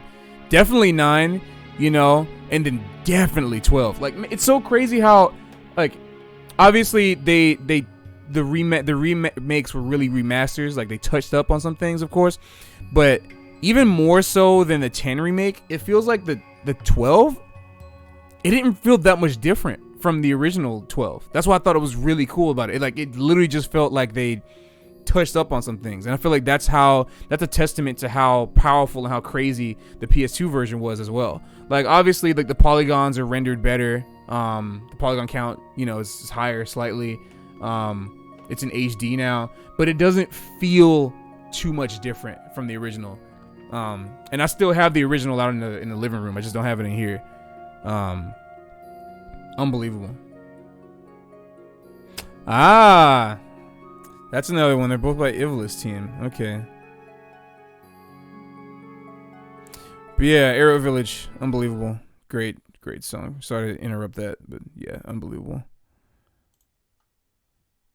Alright, y'all. This might be it for me. I'm super tired. But I am definitely going to be playing some Mario Kart before I go to bed. So if you want to just hang, add that Switch. I'll post the Switch thing again. Post the Switch code. Here it is. Here's my Switch code. Go ahead and take it down. If you want to play, or if you want to play later, whatever, at any point. But yeah, and as always, if you have any questions in the future, go ahead and type any questions or comments at our Twitter. or any of our Instagram pictures, or on Facebook in a message. Facebook's been kind of dead a little bit for us recently, just because we have to, there's a lot of content that we post on Instagram or Twitter that is essentially the same as what we post on Facebook. So we'll post major things like that on Facebook when we can. But either way, we're still checking it. So go ahead and definitely type some stuff to us. We love to talk and get some ideas, get the juices flowing. The session is happening this Sunday. We will live stream it. Those of y'all at home can check it out. But only the first set. I don't know if we'll be able to stream the second part of it, but we'll try if we can. But either way, that's just about it. Appreciate y'all for tuning in. We'll have a whole bunch of more ideas for streaming. If you like this, let us know. And that is it for today. All right, y'all. Take care. Have a good morning at this point, or night. And I'll see y'all over on the other side.